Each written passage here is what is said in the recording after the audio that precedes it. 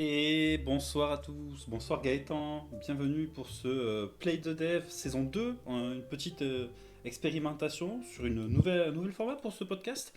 Voilà, j'espère que vous allez bien. Comment vas-tu Gaëtan? Très bien, très bien. Merci à toi de m'avoir invité. Est-ce que le chat vous entendez bien? Est-ce que vous m'entendez bien? Est-ce que vous entendez bien Gaëtan? Histoire d'être sûr déjà qu'on est bon d'un point de vue technique. J'ai l'impression que ça a l'air correct, parce que sinon, coucou Kaya, coucou Soon. Ah, parfait. Bon, ben voilà, vous voyez, on a un petit nouveau design hein, sur le podcast, avec le chat, avec les petites animations. Je remercie Mookie pour son travail qui nous a préparé une nouvelle charte graphique. Ah, un petit peu fort Gaëtan. Attendez, je vais un petit peu équilibrer et je vais faire un petit ajustement visuel. Deux dernières minutes, hein, c'est comme je dirais, c'est les petits aléas du direct, les petits ajustements deux dernières minutes. Hop, voilà, je vais vous réduire un petit peu le chat pour qu'il ne soit pas trop collé à la box. Voilà. Gaëtan, est-ce que tu veux Oui. bien te présenter, me dire un petit peu qui tu es? Bon, on se connaît forcément tous les deux, puisqu'on travaille dans la même entreprise, hein, pour être transparent.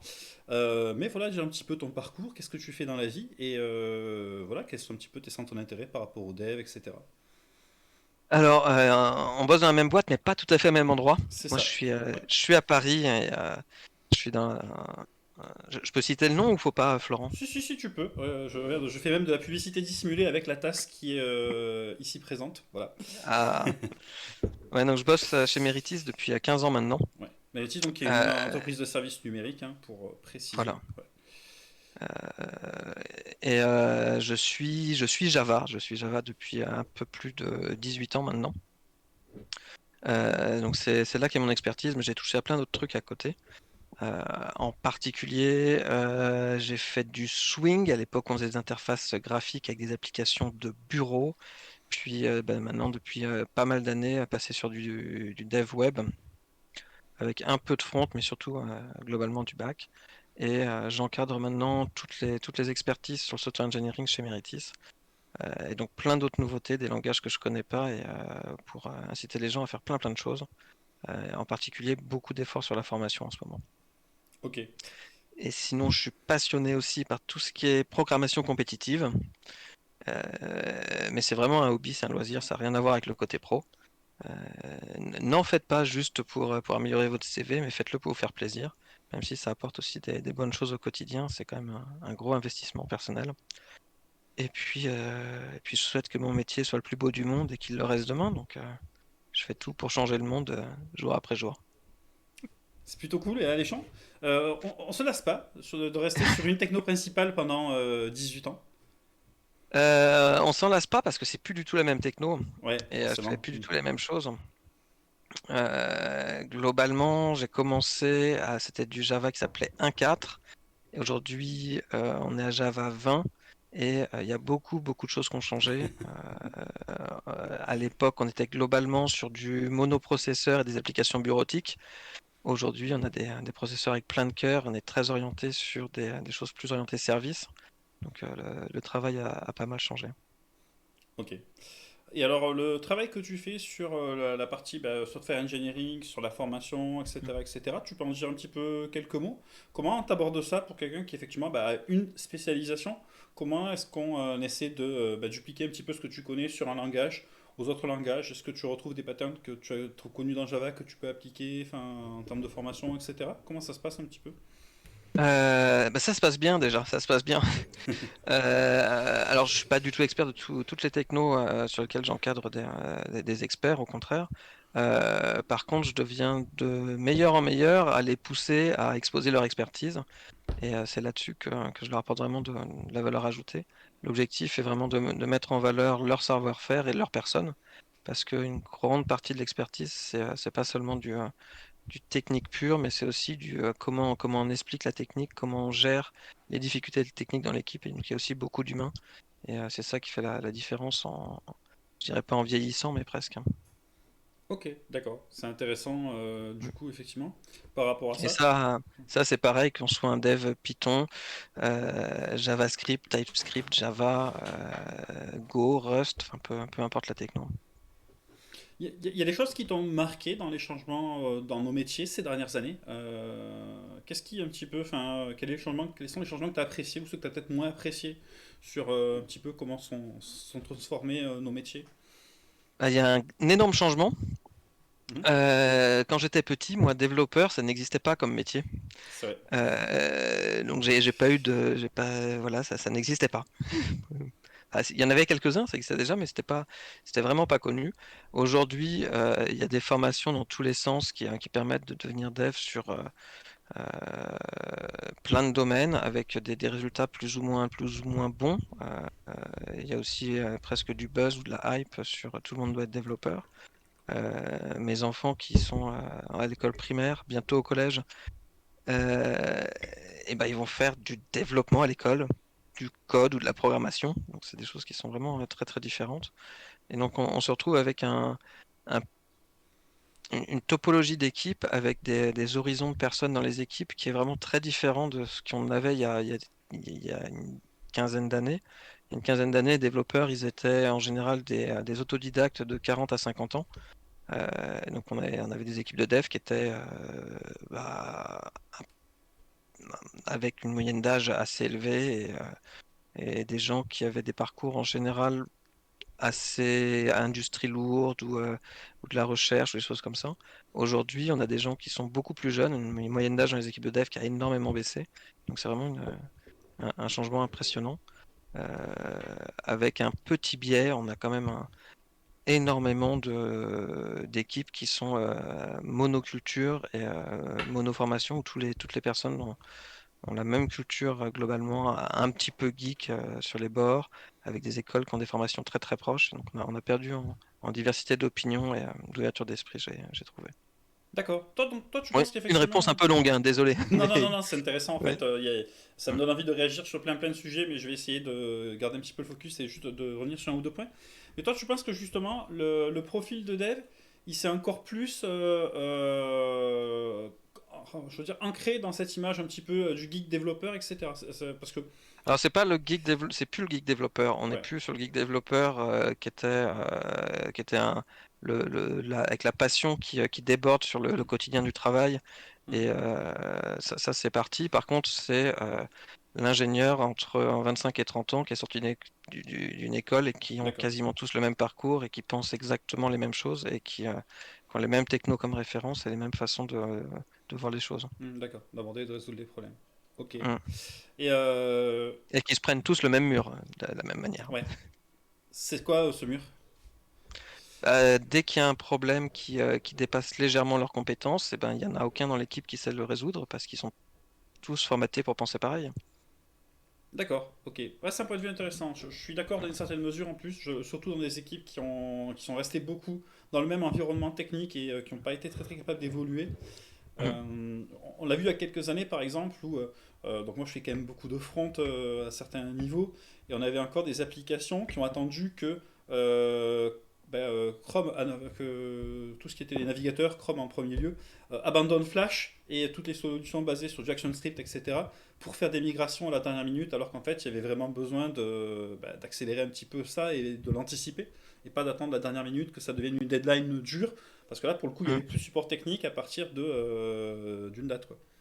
Mais il fallait vraiment arrêter Flash, hein, c'était vraiment une horreur Ouais, ce mais bien truc. sûr, on est entièrement d'accord sur l'idée. Mais c'est marrant parce qu'effectivement, je vois encore passer aussi des annonces. Quand on parle un petit peu justement de cet aspect, pas savoir se remettre en question, moi ça m'arrive de l'observer, y compris chez des tech leads et des gens qui font des choix sur des stacks techniques. Et du coup, on se retrouve à avoir des annonces qui ont parfois un petit peu des stacks qui semblent un petit peu obsolète. Pourtant, effectivement, faire une migration, c'est quand même assez lourd. C'est un coût. C'est quoi un petit peu ton point de vue là-dessus, qui j'imagine ne va pas être binaire, mais comment tu abordes un petit peu cette question, toi? J'essaie d'être le plus pragmatique possible. En général, la bonne stack, c'est celle que l'équipe maîtrise déjà. Et donc c'est rarement la dernière à la mode, parce que la dernière à la mode, personne la maîtrise vraiment dans l'équipe. Donc je suis vraiment très très conservateur là-dessus en général. Euh, et Et faut vraiment s'adapter à l'équipe. Ça sert à rien de faire du dev qui est très très brillant, très shiny, mais qui ne correspond pas à un réel besoin. Ça, on fait le week-end ou de temps en temps en vacances si on a envie vraiment de faire un truc shiny, mais on est au boulot pour faire quelque chose qui répond à un besoin. On est- voilà, donc il y a un côté un peu pragmatique et s'engager dans ce qu'on fait, savoir pourquoi on le fait. Et la stack, après, c'est quasiment un détail, c'est qu'est-ce qui va permettre de résoudre le besoin avec les Mhm. personnes qui sont disponibles et qui répond vraiment à ce qui est demandé. Euh, je suis très, je vais avec vraiment beaucoup de précautions sur beaucoup de choses où la connaissance sort de l'équipe pour la mettre dans des outils et où la connaissance de l'outillage et de la magie qui est faite par l'outil ben, finit par être perdue assez vite.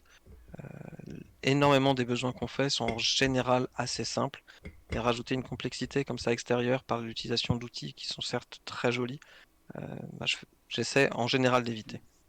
Ça rejoint un petit peu la question de Soon hein, dans le chat qui demande s'il y a des Mm. exceptions quand les stacks sont trop datés. Bon, on avait parlé de Flash par exemple tout Ouais. à l'heure. Et parfois, est-ce que c'est pas rentable de passer sur des outils plus modernes? Bon, après, c'est du cas par cas, hein, bien sûr. Mais, Alors, trop daté, c'est pas bien. Ne pas être à jour, c'est pas bien. On va parler un peu de sécurité tout à l'heure. Euh, Être à jour bah, c'est indispensable. Et après, changer d'outil, si on est juste à une course où à chaque fois on prend le dernier outil moderne, on va perdre un petit peu des avantages d'avoir de l'expertise sur son outil. Et ça me dérange un petit peu. Je vois beaucoup le travail j'ai fait pas mal de menuiserie manuelle à une époque. Et bah, si je changeais d'outil tous les jours, j'allais pas avoir le grain du ciseau à bois dans les mains et la façon dont la lame, il faut l'utiliser pendant un certain temps pour qu'on soit à l'aise avec et qu'on arrive à faire ce qu'on veut vraiment. Donc c'est un peu pareil. Juste changer tous les jours, on a des jolis outils, mais on les utilise pas vraiment correctement. ok. Je vais pas trop m'attarder non Donc plus parce des que outils modernes, mais on change pas tous les jours.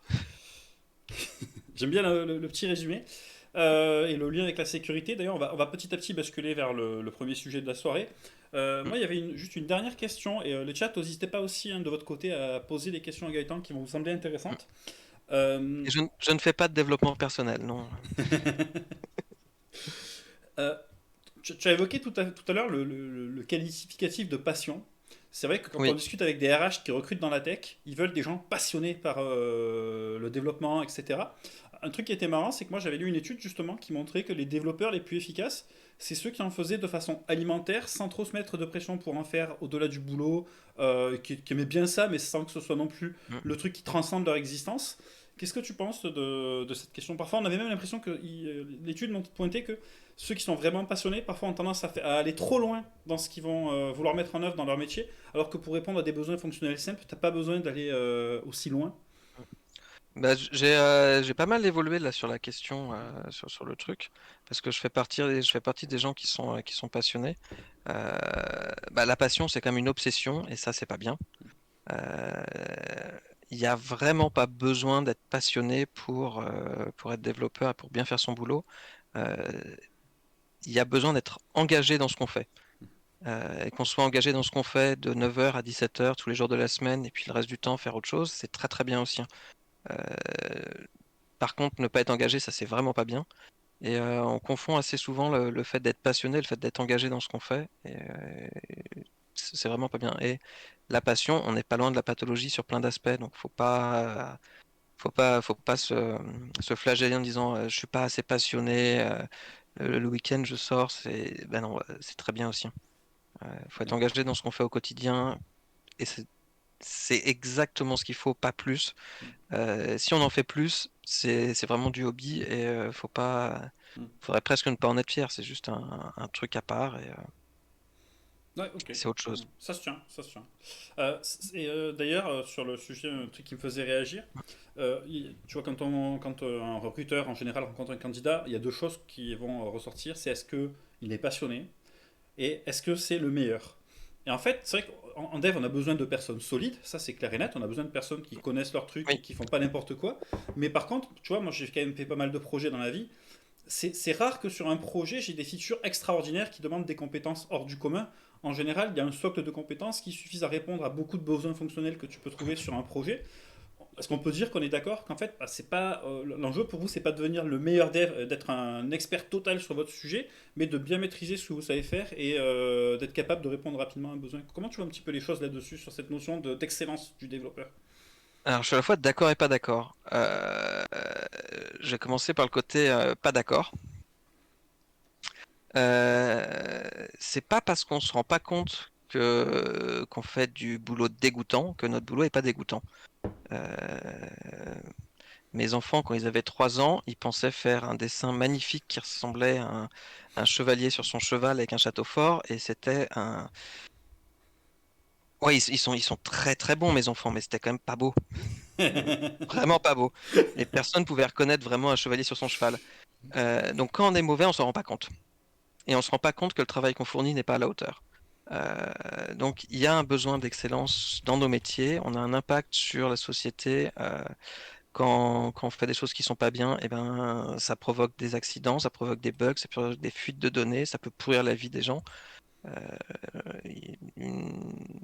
on a un tiers des Américains qui ont eu leurs données qui a été publiées, leurs données personnelles qui a été publiée sur Internet il y a quelques années parce qu'une banque avait fait n'importe quoi. Ça a des impacts dans la vie réelle et il y a un besoin d'excellence du travail qu'on produit. Euh, donc on a besoin de gens qui sont très bons. Mais tout le monde n'a pas besoin d'être très bon.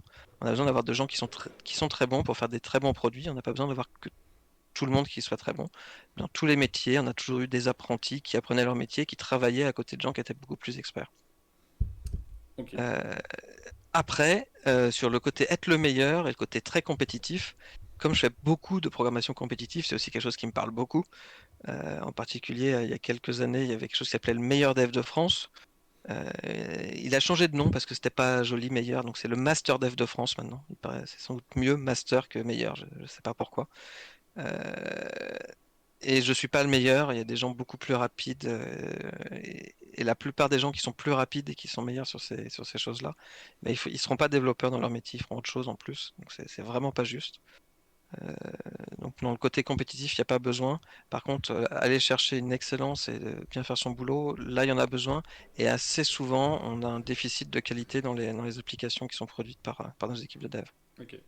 On va parler de cet aspect qualitatif un peu plus tard parce que on parlera aussi un petit peu de la situation de la tech à l'heure actuelle. Mm. Je te propose qu'on avance un petit peu sur la partie sécurité parce que on en a déjà un petit peu discuté.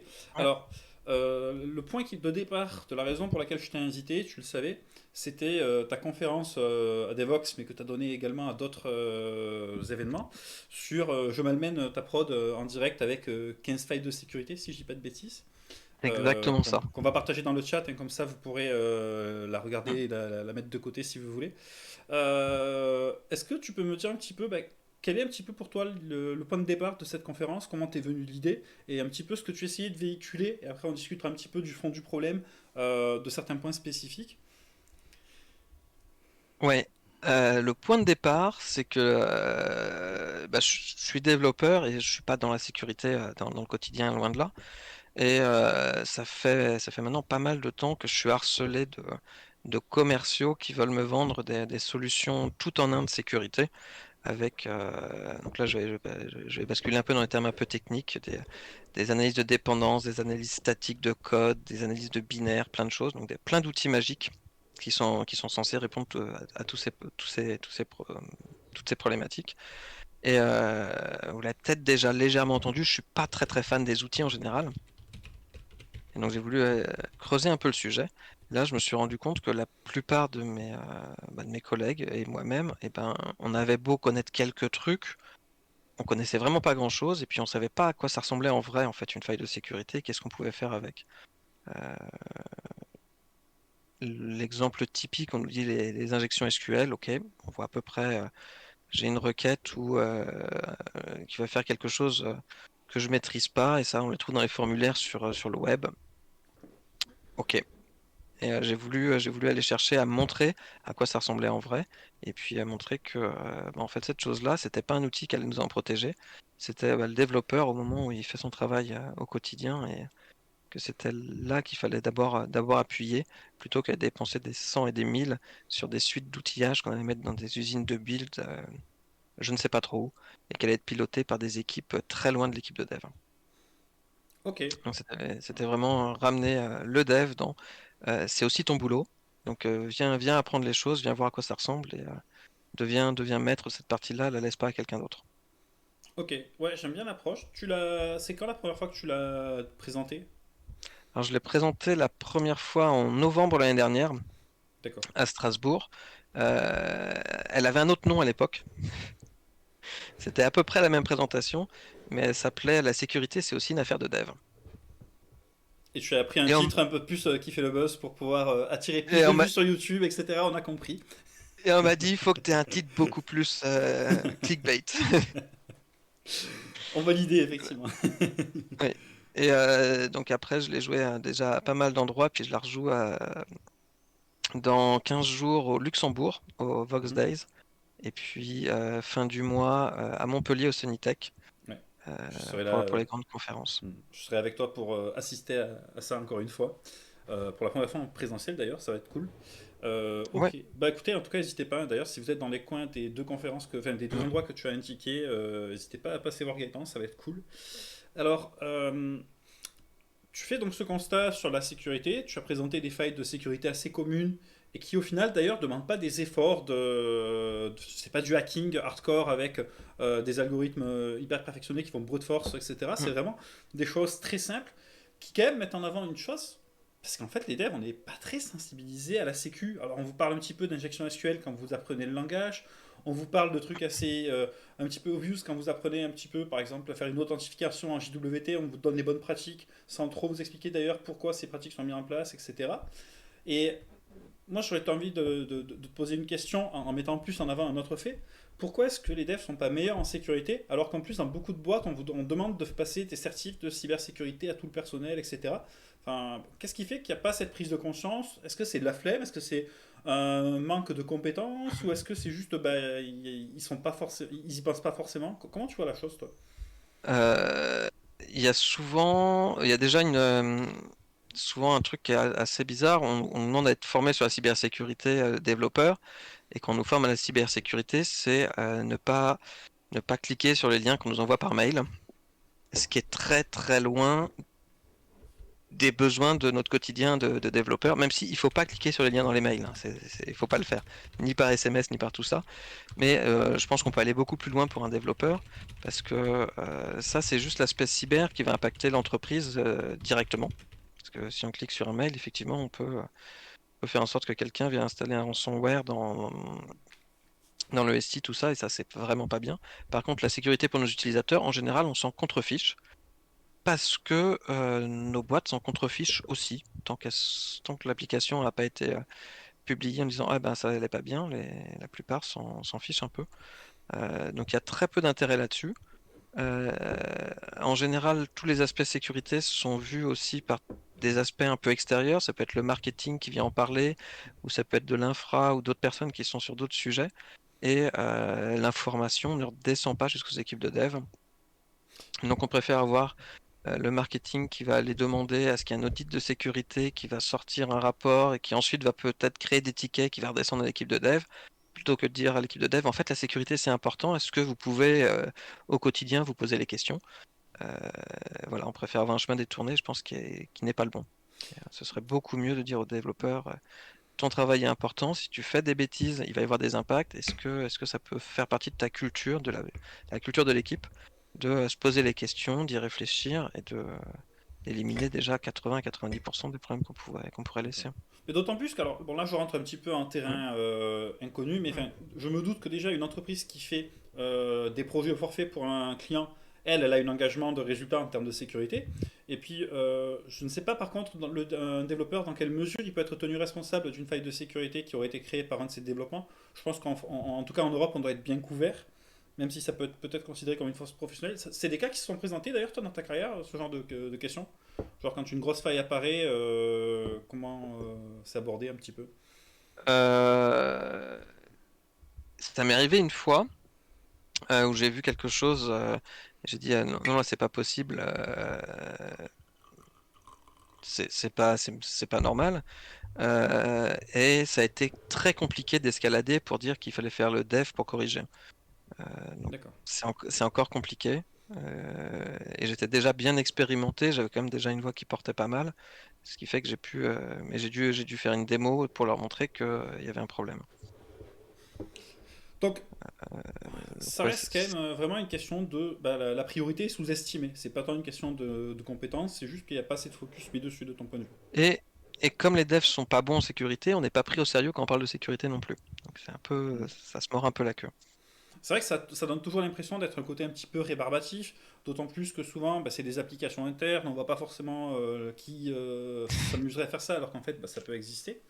Mm. Il y a un truc qui m'a intéressé, c'est que dans les failles que tu montres, que tu mets en avant, il y a un côté technique où parfois ben, tu regardes un petit peu les réponses d'école HTTP, etc. On va en parler un petit peu peut-être Mm. d'ailleurs sur le fond.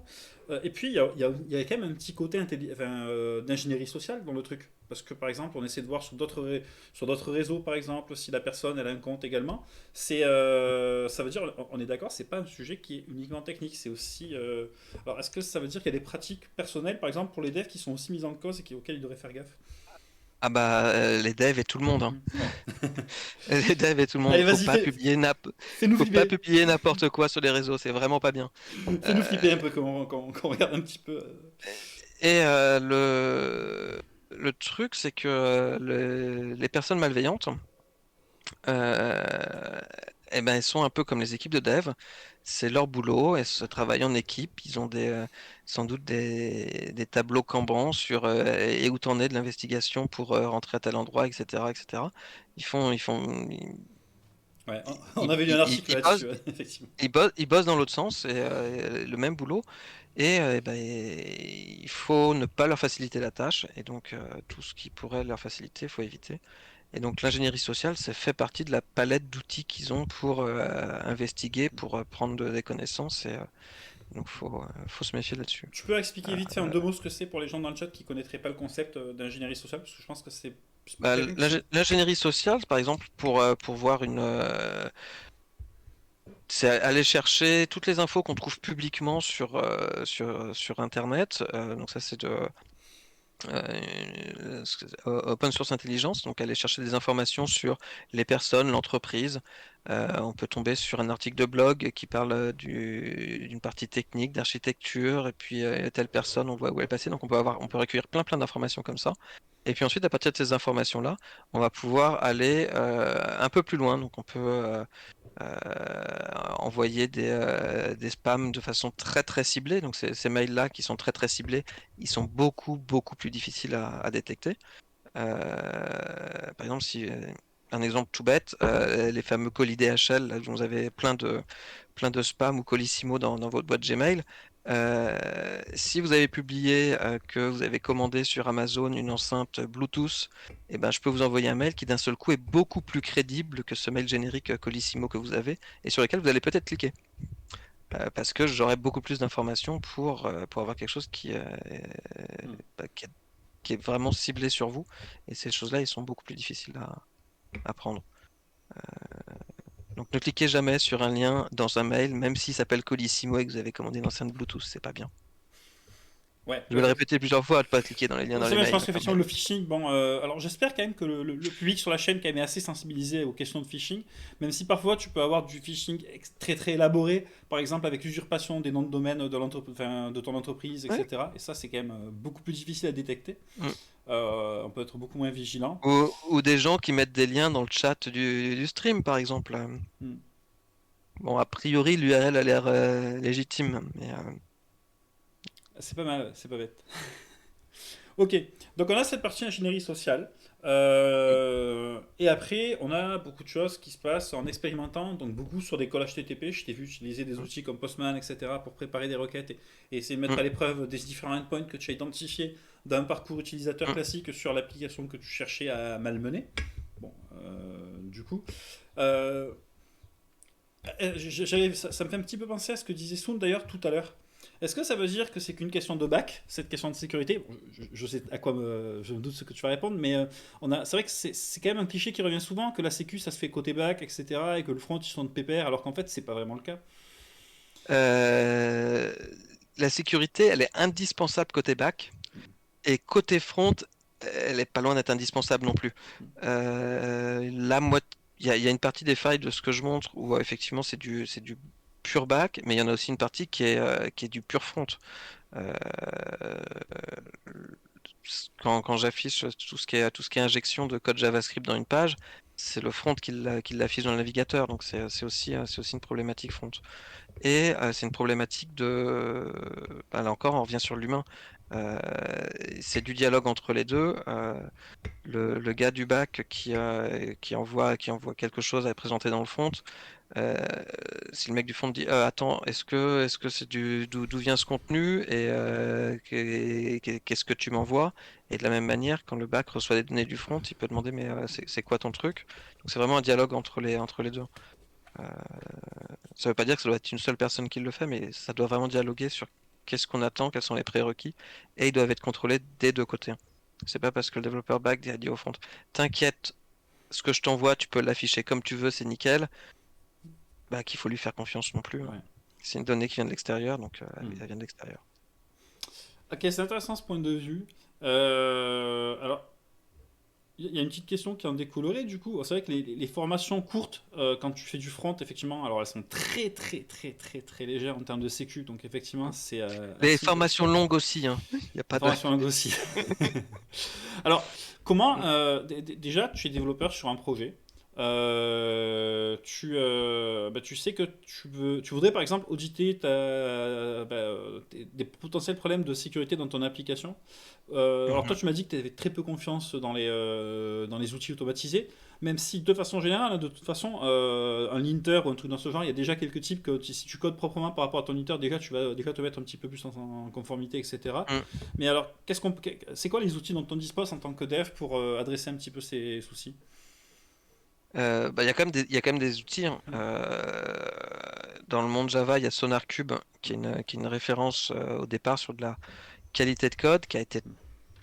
Ouais, il n'y a pas personne de Sonar, j'espère, qui m'écoute, qui a été très très mauvais pendant très très longtemps, mais ils sont beaucoup améliorés. En particulier maintenant, ils ont, ils construisent un arbre d'exécution du code à partir du code source pour voir ce qui va être appelé, avec quels paramètres et d'où viennent les différentes valeurs qui transitent dans le programme. Hmm. Et donc ils commencent à avoir des choses qui sont très très intéressantes, en particulier sur le top 10 OWASP, où ils ont pas mal de faiblesses logicielles recensées qu'ils arrivent à identifier.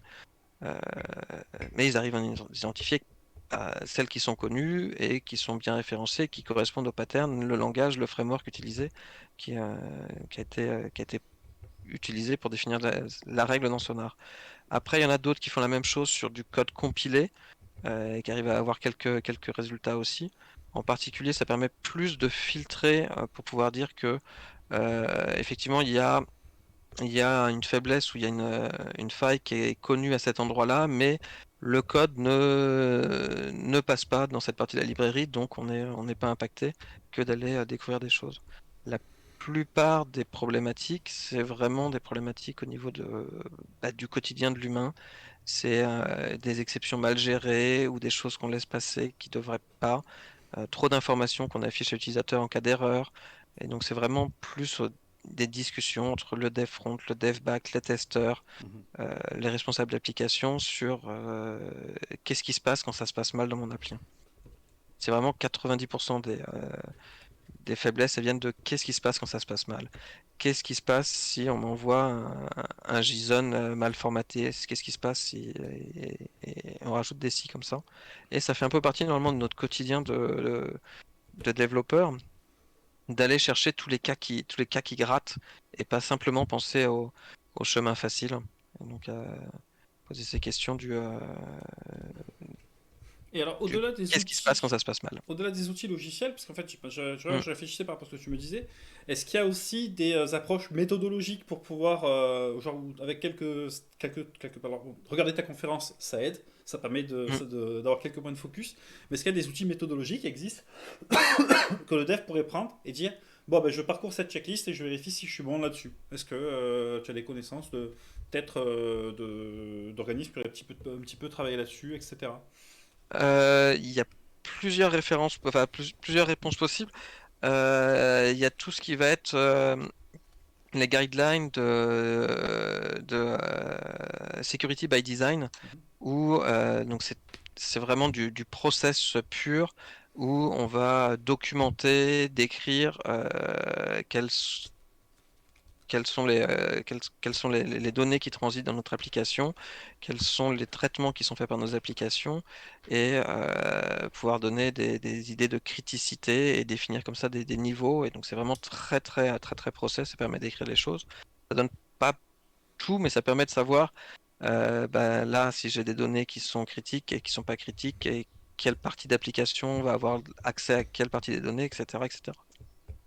C'est beaucoup de travail, c'est un peu casse-pied quand même, mais ça permet d'avoir vraiment une écriture du design de la sécurité de notre application et des besoins de sécurité des différentes parties de nos applications. Euh, Après, pour toute la partie implémentation, il y a la fondation OWASP qui a fait un site OWASP Cheat Sheet. Ouais. Tu peux expliquer la notion de WASP pour les viewers justement, qui ne connaîtraient pas forcément, parce que, même si c'est normalement les devs sont censés avoir Oui, entendu le terme au moins une fois dans leur vie. je finis pour expliquer les cheat Ouais, sheets et puis après vas-y, je parle de WASP. super. Donc c'est cette partie de cheat sheet. Bon, j'ai un accent anglais déplorable, il faut que j'arrête de dire ce truc-là. Euh, ça référence pour énormément de problématiques où il y a des problèmes de sécurité, donc de l'authentification, retrouver un mot de passe oublié, choisir un générateur aléatoire, enfin, tout plein de sujets. Quels sont les outils? Oui, c'est le bon lien. Quelles sont les façons correctes de faire dans son langage avec son framework pour avoir les bonnes pratiques. Donc ça, c'est vraiment très précieux. Et parfois, ça permet même de découvrir, ah bah tiens, je savais même pas que c'était quelque chose de sensible en sécurité, comme choisir un générateur de nombres aléatoires pour faire un numéro de session, des trucs comme ça. Et c'est important. Et c'est important de savoir aussi quand on utilise son framework, est-ce que mon framework fait bien les choses? Et pourquoi il fait bien les choses? Est-ce qu'il n'y a pas une conf de prod à activer quelque part pour qu'il soit sécurisé ou des choses comme ça, etc.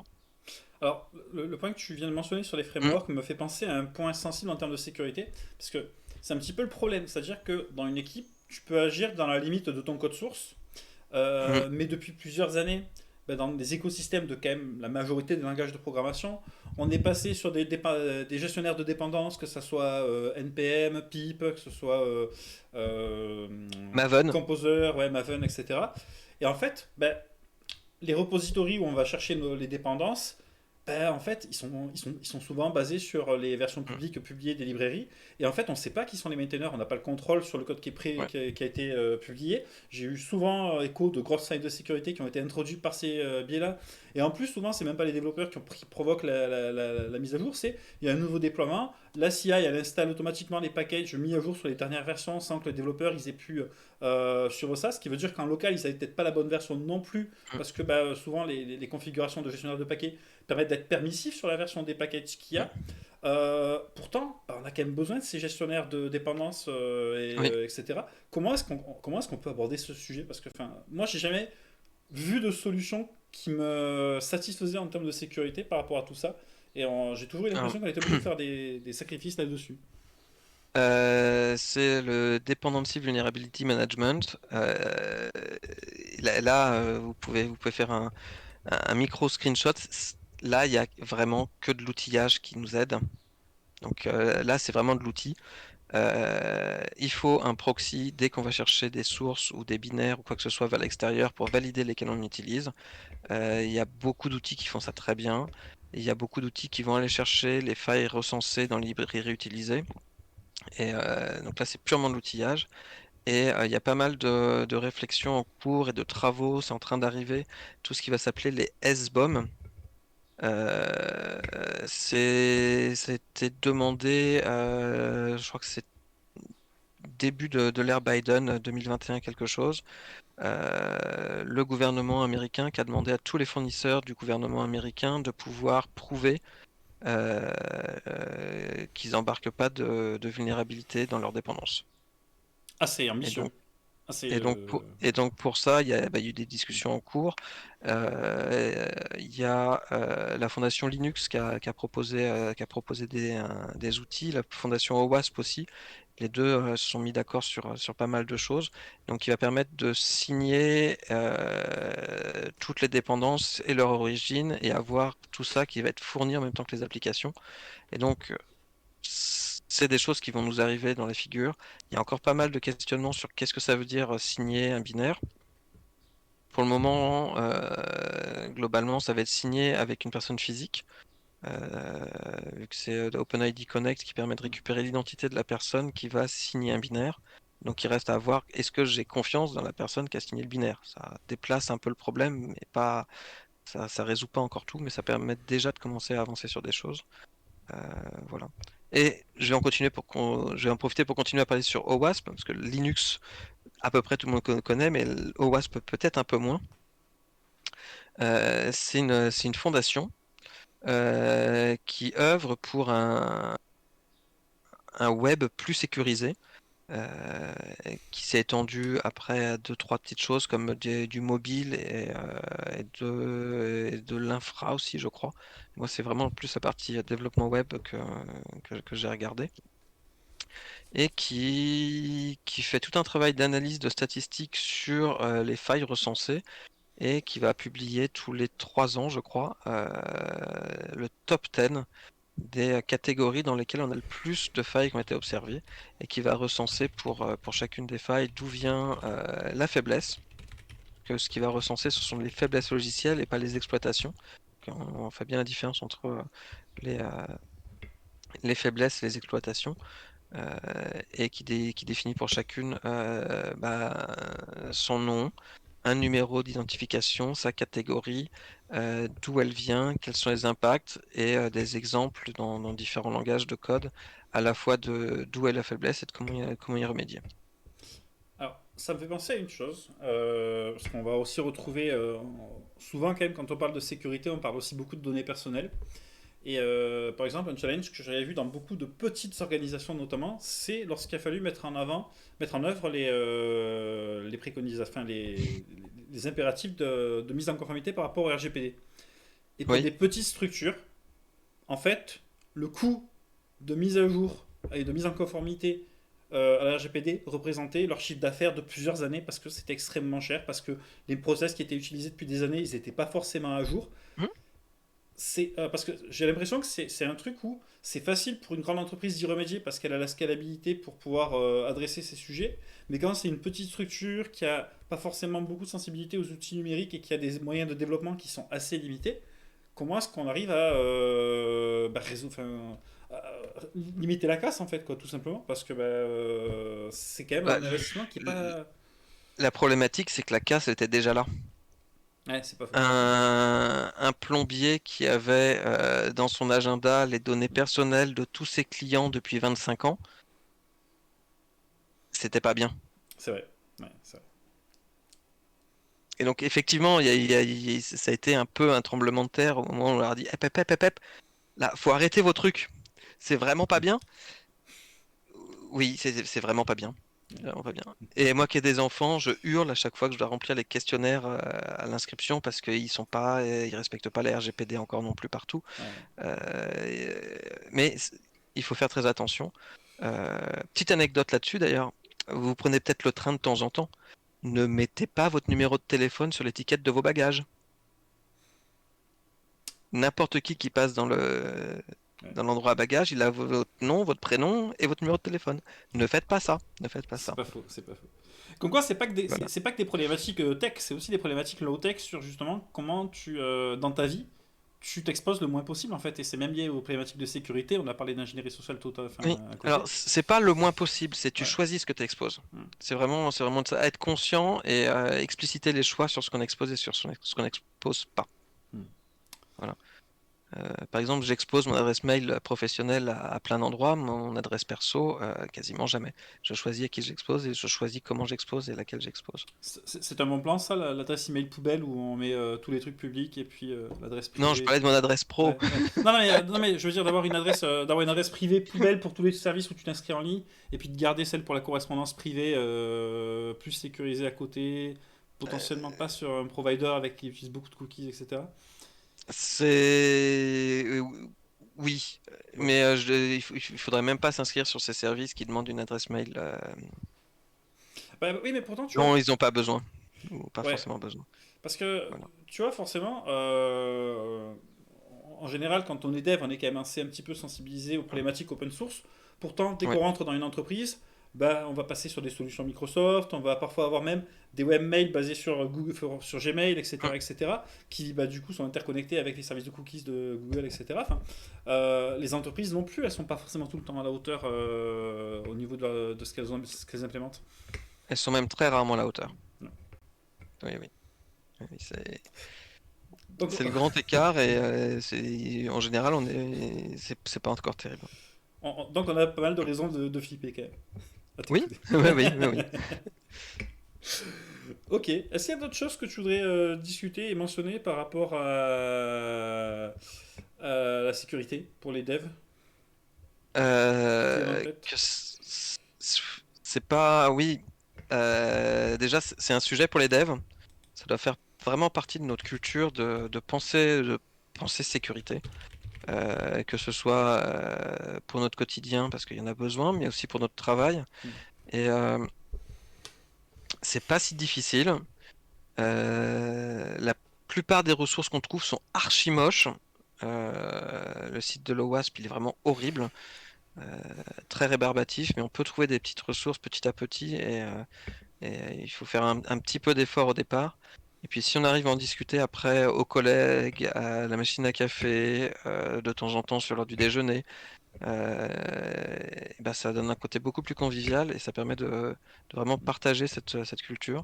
Et puis, une fois que l'équipe de dev la maîtrise, faire tâche d'huile, que les PO ou les clients ou notre responsable d'équipe aussi Ouais. y pensent.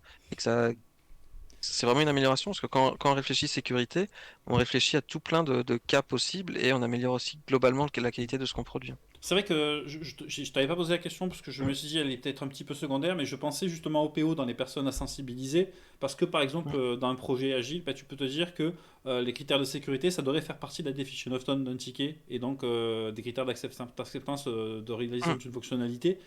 Ça l'est pas souvent, de mon expérience personnelle. Et c'est vrai que du coup, c'est vraiment à tous les niveaux de la chaîne de valeur. Parce que par exemple, pareil, tu pourrais implémenter aussi plus de process liés à la sécurité dans tes QA, quand tu mets en place tes process QA, ce genre de choses. Donc, Complètement. ouais, Et puis, une user story qui ne décrit que le happy pass où tout se passe bien, ouais, elle est pas c'est complète. pas suffisant. Ouais. C'est pas suffisant. L'exemple typique, c'est quand on a un workflow avec plusieurs étapes, où je fais d'abord, je m'inscris, puis ensuite je vais payer mon inscription, etc., etc. Où, en général, la seule description qu'on a dans une user story, elle est du chemin qui se passe bien. Dans les cas où les problèmes de sécurité vont arriver, c'est quand ça se passe pas bien. Si je fais deux fois Hmm. la même étape, par exemple dans mon workflow, qu'est-ce qui se passe? Et ça, les PO ont beaucoup, beaucoup de mal à comprendre qu'on a besoin de gérer ces cas-là. Eh bien, Et il va falloir, juste je plante, c'est pas une bonne réponse. il va vraiment falloir faire de l'évangélisation dans vos bots pour en rétro dire hey, ce Oui, serait bien de commencer à faire plus de focus sur la sécurité. Du coup, oui, parce que la sécurité, c'est l'accès aux données, ah ouais.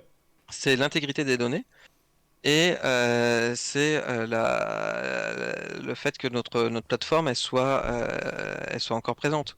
Si notre serveur web il explose à chaque fois que quelqu'un double-clique sur un bouton parce que ça envoie deux fois le formulaire, et ben on peut faire un mini bot très très vite qui fait que notre application elle est jamais up. Ouais, effectivement. Et donc plus de clients, plus tout ça, et Et du voilà, coup, plus de boulot. ok, bah, c'était super intéressant. Si les gens dans le chat ont des questions, hein, pareil, sur la partie sécu, n'hésitez pas. Bah, en tout cas, c'est vrai que même moi, j'ai appris Mm. deux, trois trucs sur ce que tu m'as dit, sur lesquels j'étais pas forcément au courant. N'hésitez pas à aller voir la conférence aussi, hein, elle est Mm. vraiment super cool et très informative. Alors du coup, bah, tu as donné cette conférence en Meetup, ce qui permet de faire le lien avec la deuxième partie. Et je crois que c'est pas la seule conférence que tu donnes dans les événements autour du dev, etc. Tu en as donné d'autres. Je ne sais pas si tu peux d'ailleurs m'en citer quelques-unes peut-être sur lesquelles tu as travaillé. J'en ai fait une sur le métier de développeur et comment rester développeur après 15 ans. Je crois que quelqu'un avait été un peu surpris au bout de 15 ans, être encore dev, mais sur le fait que ça rejoint un peu les questions dont on a parlé sur l'expertise et le besoin d'avoir aussi des experts à certains endroits dans les équipes. Donc ça, c'était un sujet assez difficile parce que on n'est plus vraiment dans la tech, on est vraiment dans la perso. Ça, c'est beaucoup plus dur de s'exposer comme ça. Puis après, j'ai fait des choses beaucoup plus tech. J'ai fait sur la programmation dynamique, donc très liée à la programmation compétitive. Euh, et puis, je suis en train d'en préparer là une nouvelle sur les tables de hachage. Donc les dictionnaires en Python. Tiens, je sais pas comment ça s'appelle en JavaScript. Dictionnaire aussi, je pense. Euh, J'ai un creux parce que du coup, le dictionnaire en Python, c'est des listes. Clé valeur. Clés valeurs, c'est des clés valeurs. Ouais, c'est ça, les clés Ouais, valeurs. c'est les Tout ce qui 7. va être. C'est les 7 en JavaScript. Mais du coup, en fait, comme les Mm, objets JavaScript sont aussi très clés valeurs de base dans leur fonctionnement, bah, mm. c'est considéré parfois comme étant un petit peu doublon, même si tu as plus de sécurité sur les 7 par rapport à des objets JS Mm. classiques. Ouais, effectivement. Là, je suis en train de préparer un truc où je fais des collisions sur les clés de hachage Mhm. de ce qu'on met comme ça dans cette structure et montrer que on peut, si cet algorithme de hash n'est pas bien maîtrisé, on peut vraiment écrouler des, euh, les performances de façon assez incroyable. Ok, intéressant. Alors, comment t'en es venu à t'intéresser un petit peu à l'univers justement des conférences, des talks, des meet-up, etc. C'est quelque chose que t'as toujours fait ou c'est assez récent? Comment tu vois un petit peu les choses? J'ai donné pas mal de formations avant. J'en ai donné à la fois en interne et puis en école d'ingénieur. Parce que j'ai toujours bien aimé faire ça un petit peu.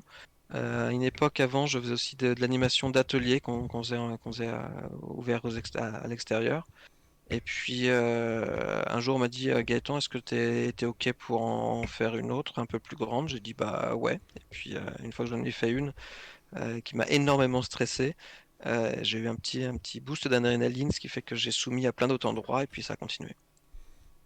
Ok. Et du coup, maintenant, Euh, tu interviens à peu près combien de fois par an en conférence? J'en ai à peu près une tous les 2 mois. D'accord. Ouais, donc 5 ou 6 fois, c'est déjà pas mal. En plus d'intervenir en ligne parfois, j'imagine. Tu en fais beaucoup d'ailleurs en ligne, en vidéo, etc. Euh, j'en... ça commence à en faire quelques-unes. Puis là, j'ai quelques sollicitations pour en refaire d'autres prochainement à la rentrée.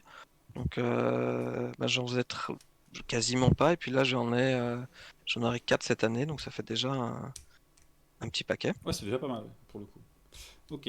Mm. Alors, c'est quoi le but de ces événements pour les développeurs, dans ta perception à toi? Pourquoi est-ce qu'un Ah, c'est développeur, il est intéressant et ce serait intéressant pour lui d'y aller? c'est pas facile et ça rejoint la question sur la passion de tout à l'heure. Ouais. Quand on est développeur, on a aussi autre chose à faire parfois. Et donc c'est pas pour tout le monde et c'est pas donné à tout le monde.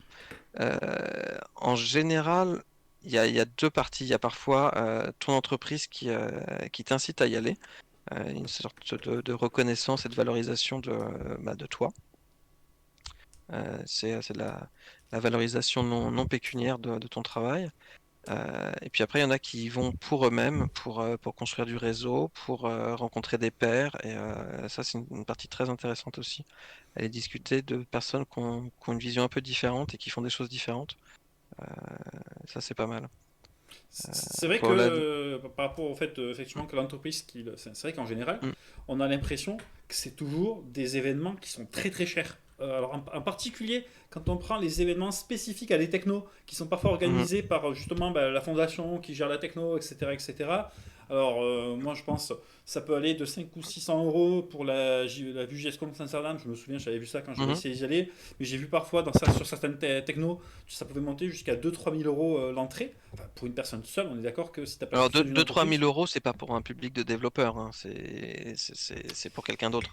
C'est pour des chefs de projet, c'est pour du marketing, C'était c'est pour pour des les. commerciaux, Alors, c'est pas moi pour j'en nous. ai vu pour des tech leads. J'en ai vu des trucs pour genre des experts de la tech où c'était à 2 3 000 euros sur certaines technos Ouais. spécifiques. Mais en général, ouais, t'as raison, c'est plus des RH, chefs de projet, Mm. etc.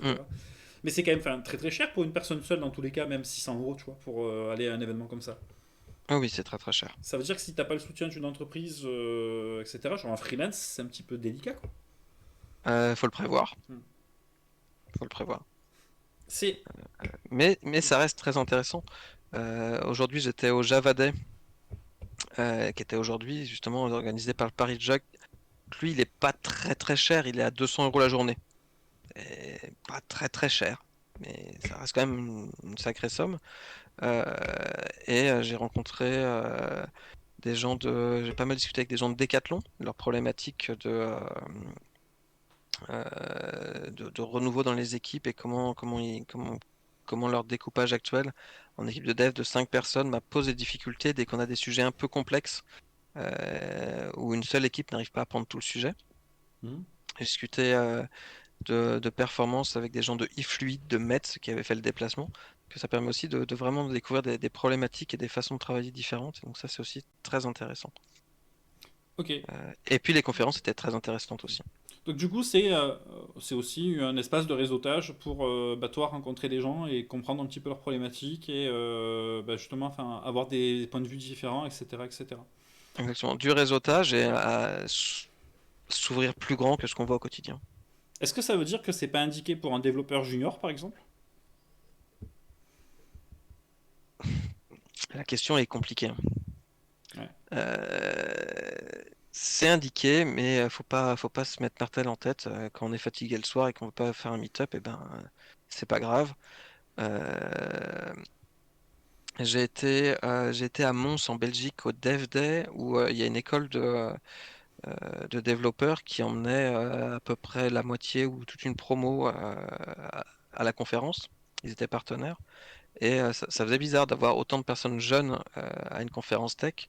En général, on voit des gens qui sont plutôt âgés parce que bah, quand c'est cher, bah, c'est ceux qui sont un peu seniors à qui on paye le ticket Ouais, forcément. Ouais. et la journée.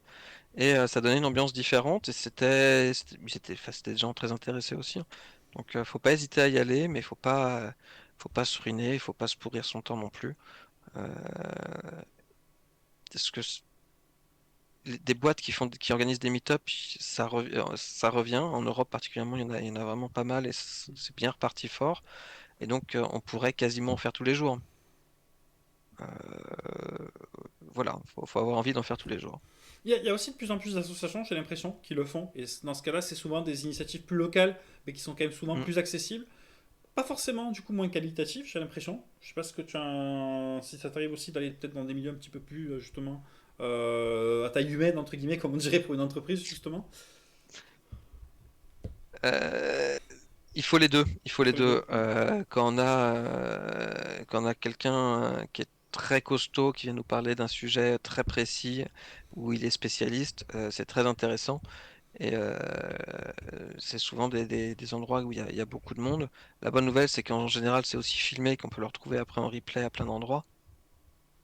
Et on va pas forcément chercher la même chose dans ces gros events que dans les events beaucoup plus petits, où c'est beaucoup plus facile de discuter avec son voisin que dans les très très gros, où il y a un côté un peu déshumanisé par la taille et par le flux de personnes qui passent, hein. Donc, c'est beaucoup plus facile quand je suis dans une petite conférence et que bah, je peux très facilement aller me présenter à n'importe qui, dire bonjour, que dans les très très grosses où c'est plus dur. Est-ce que le fait que en particulier dans les grosses, souvent les conférenciers soient choisis justement, notamment parmi les entreprises sponsors en priorité ou même en fonction de ce qu'elles ont payé, elles ont parfois des slots assurés, Mm. etc. Est-ce que ça ne veut pas dire quelque part qu'on introduit, sinon une baisse de qualité, au moins un biais dans les programmations qu'on va pouvoir trouver sur ces événements du coup? Euh, Il y a... Oui, oui, oui et non. Ça permet aussi d'avoir des gens qui sinon n'auraient pas passé le call for paper. Donc ça dépend vraiment. Parce que c'est ça que quand je regarde les Alors, noms des gens qui passent le call for paper, ouais, j'ai l'impression de retrouver très souvent les mêmes noms parce que bah, ils ont des il y a, conférences éprouvées qui marchent bien. Alors, c'est des gens parfois que j'adore, hein. Je pense à Marcy, par exemple, qui fait beaucoup de hum, conférences sur l'intégration des femmes dans la tech, etc. Son contenu est incroyable. Mais du coup, Bah, c'est vrai que tu as l'impression qu'une fois que justement ces personnes-là qui sont déjà très calées ont passé le call to paper, bah après c'est les Ouais. personnes qui ont payé, etc. Ce qui fait que pour les gens qui voudraient s'y essayer, alors je sais qu'il y a eu des initiatives de tremplins pour justement des tremplins Il y a, il y a- stickers pour il y a- un petit peu essayer ça. il y Carole. a pas mal d'initiatives entre des tremplins et des Young Blood, premier sang, jeune sang, sang frais, qui organisent comme ça des choses avec une taille beaucoup plus petite, avec souvent un support, enfin une aide à la présentation pour proposer à des personnes qui voudraient essayer de le faire dans un environnement qui est beaucoup plus maîtrisé que sur une grosse conférence, et ensuite de permettre d'avoir autre chose. Faut essayer. Euh, Et puis dans ce monde un peu fermé des conférences tech, il y a aussi un petit côté star system et entre-soi. Mhm. Donc faut pas hésiter à venir le bousculer aussi. Euh, Depuis que j'ai un CV avec Devox, de conférences au Devox, je passe aussi beaucoup plus facilement partout. Ouais. Oui, il y a ce côté-là qui joue beaucoup. Ok. Mais toi, c'est quelque chose que tu fais, parce que parfois tu le fais avec le soutien de Méritis justement parce que ça rentre bien dans les clous. Mhm. Mais c'est quelque chose que tu fais toi de toute façon, enfin, c'est quelque chose que toi tu as envie de faire, qui te plaît de faire. Oui, oui, c'est Mm. très, enfin, c'est beaucoup de boulot aussi. Mm. C'est un gros investissement. Forcément. Mais enfin, c'est des messages que j'ai envie de porter, et j'ai envie de changer le monde. Donc bah, voilà pourquoi je vais le faire. J'aime bien dire que quand je monte sur scène, c'est pour que les gens qui viennent m'écouter passent un bon moment, et parce que moi j'ai envie de changer le monde un petit peu. Ouais. Bon, ça c'est un message qui est quand même positif aussi que tu as déjà passé à l'introduction, c'est quand même Mm. plutôt cool. Et alors, on est sur Twitch, donc nécessairement tu as des viewers et tu as aussi parmi ces viewers certains qui sont aussi créateurs de contenu et créatrices de contenu. Mm. Donc toi tes vidéos se retrouvent en ligne enfin, de temps en temps. Quand tu es créateur créatrice, tu t'exposes rapidement au regard des autres et à leur jugement. Comment tu gères ça toi? Tu regardes un petit peu les retours qu'on te fait sur tes conférences, sur YouTube, etc., sur les réseaux sociaux, ou au contraire tu essaies plutôt de compartimenter, de te concentrer sur voilà, enfin, la qualité, ta démarche personnelle, etc. Est-ce que c'est quelque chose, est-ce que ce sont des retours dont tu prends compte? Ah oui, oui. Et je fais la chasse aux articles de blog qui parlent des conférences dans lesquelles je suis passé, pour voir s'il y a quelqu'un qui dit quelque chose sur mes conférences. Ouais. Et sur Twitter aussi. Et euh, je me souviens, l'année dernière au Devox, il y a quelqu'un sur Twitter qui avait posté un truc qui était a priori pas forcément très agréable. Euh, Ce qui fait que je lui ai demandé, bah, est-ce qu'on peut en discuter? Puis on en a discuté pendant 1 heure avec une bière après derrière. Et c'était très agréable de faire connaissance ensuite. Euh, et ouais, j'ai envie de savoir, et j'ai envie de voir les trucs. Et globalement, enfin, la plupart sont vraiment très très gentils, très très gentils. D'accord. Enfin, j'ai de la chance là-dessus. J'ai pas aussi j'ai des propos qui sont peu polémiques globalement. Ouais, c'est ça, c'est-à-dire que t'es pas sur des sujets très Euh, clivants. Je parlais justement de Marcy qui fait des conférences sur les sujets. Elle, de toute façon, c'est beaucoup plus compliqué parce que tu vas avoir des retours négatifs par principe sur les réseaux sociaux et il faut savoir oui, cope avec ça. Et ça, c'est quand même. Ben, oui, ouais. oui. Moi j'ai de la chance. Je suis un garçon blanc de 40 ans, donc j'ai un a priori positif, sans le vouloir, quand je parle de tech. Voilà, c'est un privilège voilà, dont je profite, mais j'en suis tout à fait conscient que c'est vraiment un privilège, et une chance que j'ai là-dessus, pour laquelle j'ai pas fait grand-chose. Mais j'ai vu d'ailleurs que toi, quand même, c'était quand même un message que tu essayais pas mal de porter. Je crois qu'il y a un petit message à la fin de ta conférence, justement, Mhm. sur l'inclusivité dans la tech. Ici, Ouais, pour te donner le contexte, ici c'est quelque chose auquel on est très très attaché dans dans la petite communauté. Hein, je n'ai pas la prétention d'avoir une grosse communauté, mais c'est quand même des valeurs qui nous sont super mm, importantes. Et j'ai l'impression quand même que bon, bah, c'est quand même pas des choses qui sont encore très bien passées dans la tech. Il y a encore beaucoup de chemin à faire. Tu peux un petit peu toi parler de ta vision sur ce sujet? Enfin, très rapidement, hein, sans trop. ouais. Bah, Sans j'en ai parlé compliquer. un peu quand je parlais de l'entre-soi qu'on trouve Ouais. assez souvent maintenant dans nos équipes, et qui pour moi est vraiment enfin, c'est vraiment un des dangers de nos organisations. On fait pas du bon boulot quand on a de telles équipes et qu'on a une telle vision de la chose.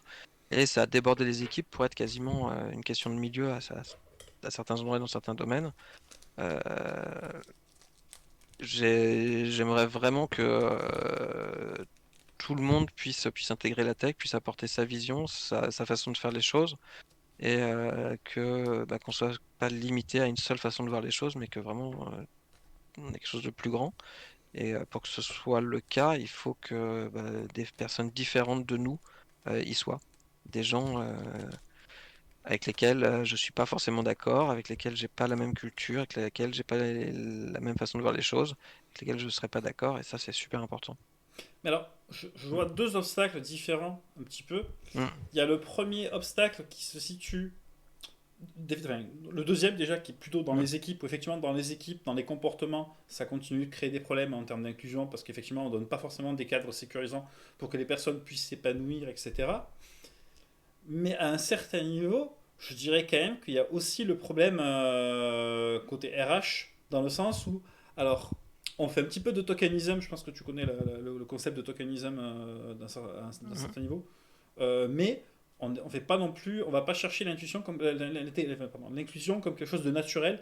Et j'ai l'impression que bah, même si on te fait beaucoup des formations internes obligatoires sur la discrimination, etc. Alors, moi par exemple, c'était devenu où, attention, sur vos missions, vous n'avez pas le droit, quand vous faites passer un entretien technique pour un candidat, à lui demander où est-ce qu'il habite, qu'est-ce qu'il fait, enfin, comment ça se passe, enfin, qu'est-ce qu'il fait sur son temps libre, même si c'est le ton de la conversation. Ce qui est, sur le papier, effectivement, oui, ben, ça permet d'éviter les discriminations géographiques, etc. Mais ça supprime quelque part une partie de naturel. Et de l'autre côté, par contre, bah, il y a plein de non-dits et de choses qu'on passe sous silence et qui, elles, par contre, sont beaucoup plus réalistes en termes de discrimination. Mais comme bah, c'est pas forcément tangible, bah, personne ne dit pas grand-chose en fait. Quoi. Oui, oui, sur les annonces et sur les entretiens, on dit bien faites attention. Et puis en même temps, les moments de convivialité d'équipe, ce sont des after-work le soir avec de l'alcool.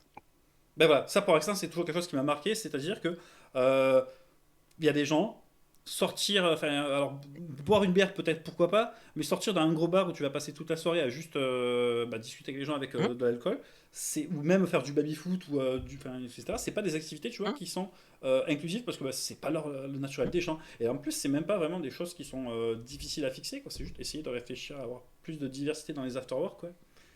Oui, oui, Mm. c'est vraiment on fait le grand écart avec d'un côté on veut rester entre soi et avec notre façon de penser un peu tous pareil, et de l'autre on fait comme si on était beaucoup plus inclusif. Donc c'est quelque chose où il y a encore beaucoup de boulot à faire, beaucoup de chemin à faire, et bah, c'est un truc que j'ai déjà remonté assez fréquemment à plein de monde, que les afterwork où on picole, et la valeur ajoutée était vraiment pas terrible et c'était pas pour tout le monde. Ce serait bien de trouver un autre format Ouais. de choses conviviales, Comme et que les tout le comme monde n'était pas obligé de passer non plus des soirées, parce que les soirées, elles sont aussi à soi. Comme les afterwork code in-game que tu avais fait, qui était très sympa, avec justement une sorte d'escape Mm. game basé sur le code, qui en plus c'était pas, t'avais pas forcément besoin de compétences techniques pour pouvoir y participer, c'était quand même assez fédérateur. J'avais trouvé ça très très cool pour le coup, donc voilà. Ouais, je pense que c'est beaucoup plus dans ce que j'aime retrouver dans un moment de cohésion d'équipe que, que d'autres choses. Ce qui me permet de faire passer deux petits messages quand même. Alors effectivement, on parle de ce sujet, j'ai tenu à l'évoquer déjà parce que je savais que ça t'intéressait. Et Attends, attends, attends, attends, attends. Il paraît que tu trash talk Java régulièrement? je trash talk Java régulièrement, c'est pas faux. Mais D'accord. je trash talk le vieux Java Legacy. Mm. De la même façon que j'ai aucun problème avec les gens qui trash talk jQuery, tu vois, il n'y a aucun souci, même s'il y a beaucoup de prods qui sont encore en jQuery d'ailleurs, et que bah, c'est Kaya, je crois qu'il y a dans le chat, qui m'avait appris que d'un point de vue formation, jQuery était encore obligatoire dans des socles de formation validés par l'État, alors que la techno n'est plus du tout utilisée sur les nouveaux projets, donc c'est assez marrant. Mm. Alors du coup, effectivement, j'avais évoqué donc parce que donc je savais que toi le sujet tu en avais déjà parlé. C'est en plus on est le 1er juin, c'est le début de la Pride Month, donc il y a aussi le sujet de l'intégration des personnes LGBTQ, il y a plus dans la tech, c'est aussi un sujet récurrent.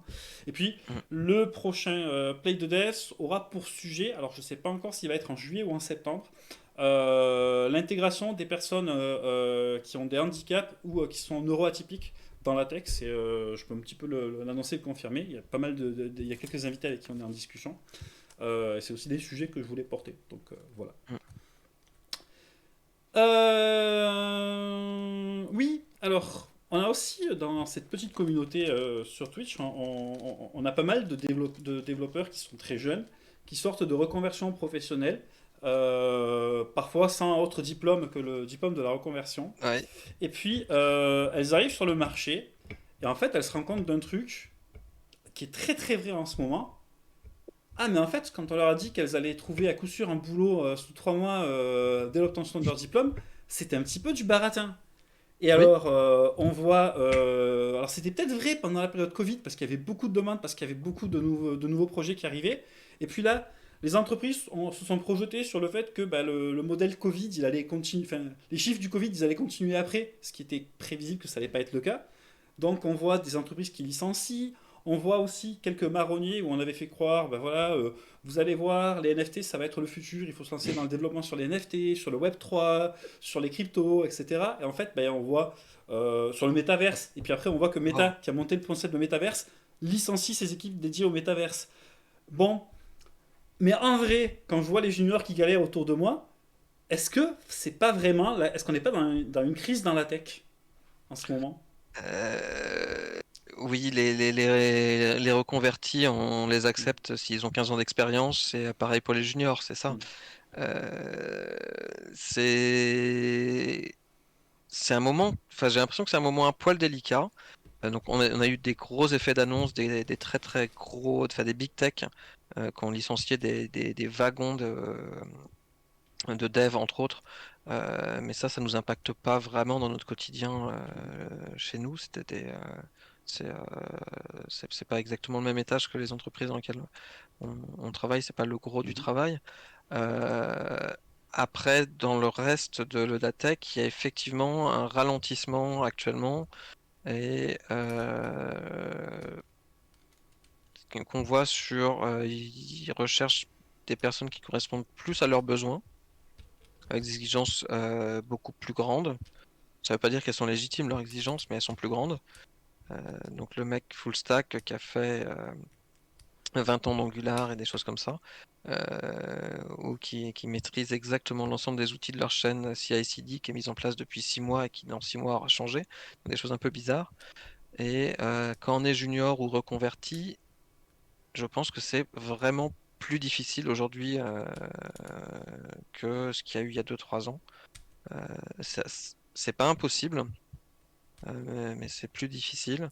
Il faut un petit peu de chance et puis il faut vraiment, mais ça je pense que tous ceux qui sont en reconversion, ils le savent déjà, il faut vraiment réussir à faire passer humainement le message de j'ai envie de travailler avec toi. Et ça, c'est vraiment pas facile. Ouais, parce que, par exemple, je Les crois. juniors, les juniors, ils sont beaucoup moins bons en entretien Hmm. et Ah, ça joue c'est aussi, un ouais, autre sujet. c'est sûr. Les reconvertis, en général, ils ont un a priori positif sur leur motivation, que n'ont pas les juniors, Ouais. même s'ils ont des a priori négatifs sur plein d'autres choses, malheureusement. Alors en fait, par exemple, moi, j'avais des chiffres sur Open Classroom. Open Classroom qui est Ouais. peut-être l'acteur de référence pour les reconversions, y compris les formations juniors hein, de Mhm. reconversion. Euh, sur la période 2020-2021, et ils ont plus 100% de croissance, genre hallucinant, un gros gros truc parce que bah, Ouais. ils sont poussés par une demande de profil qui est de plus en plus importante. On était déjà en pénurie de profils dans la tech avant le Covid. Avec le Covid, avec les besoins d'expansion rapide, ça a explosé. Et là, en 2023, par rapport à 2022, ils sont à moins 50%. Donc on voit quand même que Le côté magique, il il a est passé. disparu aujourd'hui, C'est c'est ça. clair. Et en fait, du coup, comment Euh, est-ce que les personnes, ben, justement, on leur a vendu du rêve en leur disant, ben voilà, il faut y aller. Sauf que maintenant, ben, elles sont sur le marché, en fait. Donc il faut bien qu'on fasse quelque chose avec.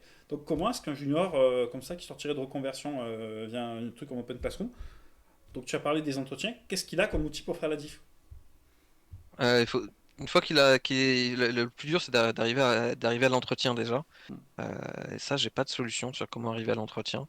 Euh, Parce que il faut réussir à décrocher le premier entretien. Une fois qu'on est en entretien, on a à peu près 80% de ce qui se passe en entretien qui se fait pendant les premières minutes sur vraiment de l'aspect vraiment purement humain de est-ce qu'on va avoir envie de travailler ensemble ou pas. Mais il faut réussir à aller jusqu'à l'entretien et ça, j'ai pas de solution. C'est pas ton rôle non plus, c'est vrai que tu es pas non plus dans le recrutement, donc ça se comprend aussi. Par contre, Moi, juste, j'insiste pour qu'on en ait et qu'on ouvre et qu'on baisse les exigences sur de nombreux profils où on a des exigences bac plus 5 école d'ingénieur, groupe, je sais plus quoi, je sais plus quoi, et je sais plus quoi, pour dire on pourrait ouvrir un peu plus et former pour dire à nos clients, cette personne-là, ben, on l'a accompagnée sur son onboarding de l'entreprise, elle correspond à vos besoins, on va l'accompagner demain encore, et vous verrez, elle fait largement le job dont vous avez besoin. Je suis persuadé qu'on saurait le faire si on arrivait à se bouger un peu là-dessus. c'est-à-dire qu'effectivement, il ne faudrait pas que ce soit un critère qui soit mécanique. Dans le sens où, moi, ce que j'ai remarqué Exactement. dans certaines boîtes, c'est même plus on veut une personne qui fait une école d'ingénieur ou un master en informatique. C'est que j'ai deux profils qui ont fait une reconversion Open Classroom. L'un a un master de géographie en plus de sa formation, l'autre non.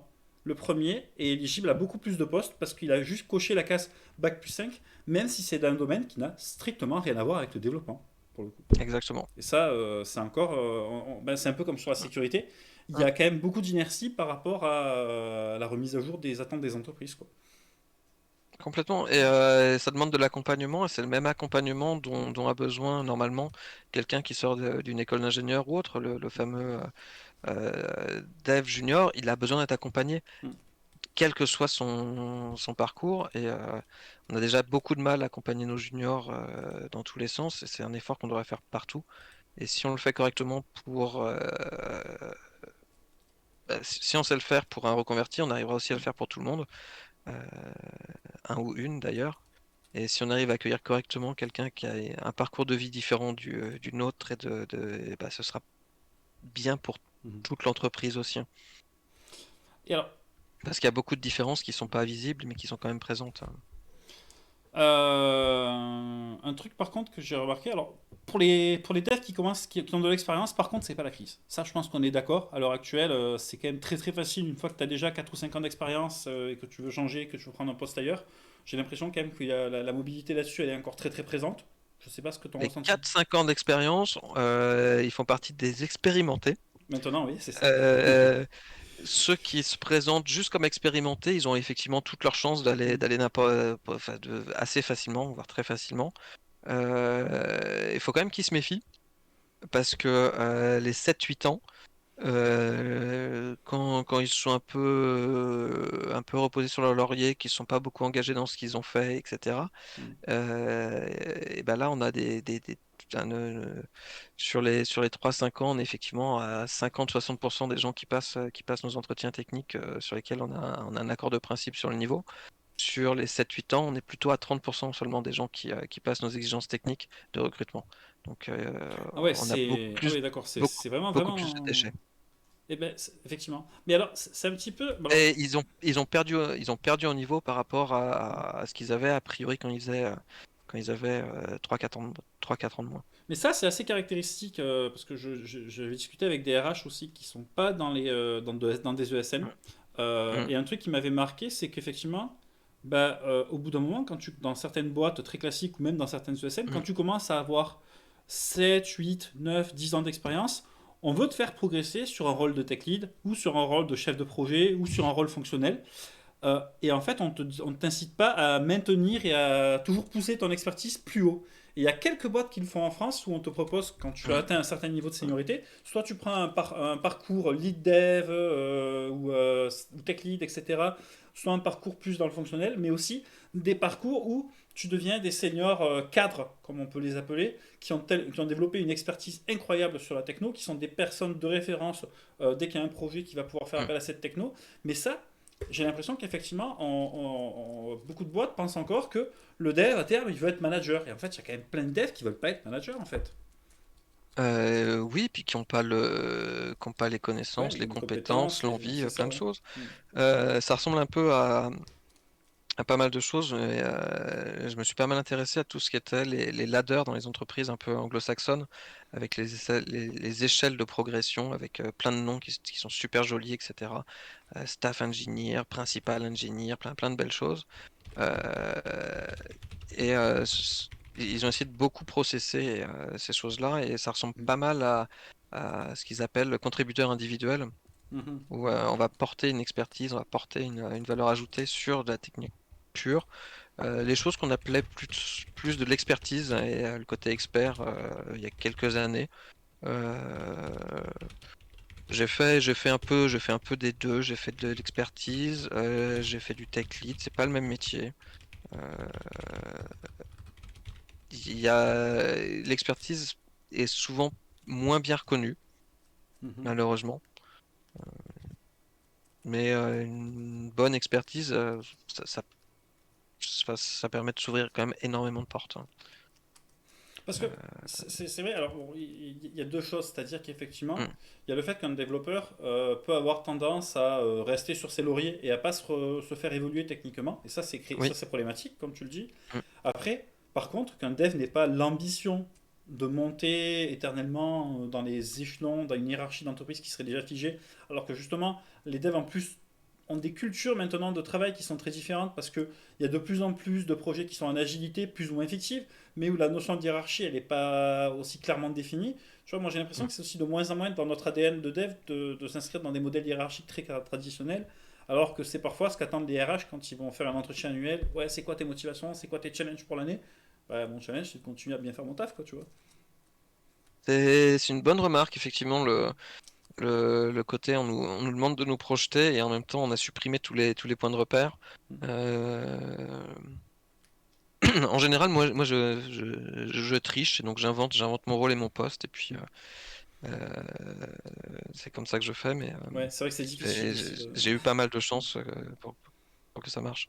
C'est un petit peu difficile de mettre une étiquette exacte parfois au rôle qu'on peut avoir Mm. parce que enfin c'est pas on n'est pas sur quelque chose de statique, on est sur des choses très fluides justement sur comment on peut se définir. Donc Oui. ouais.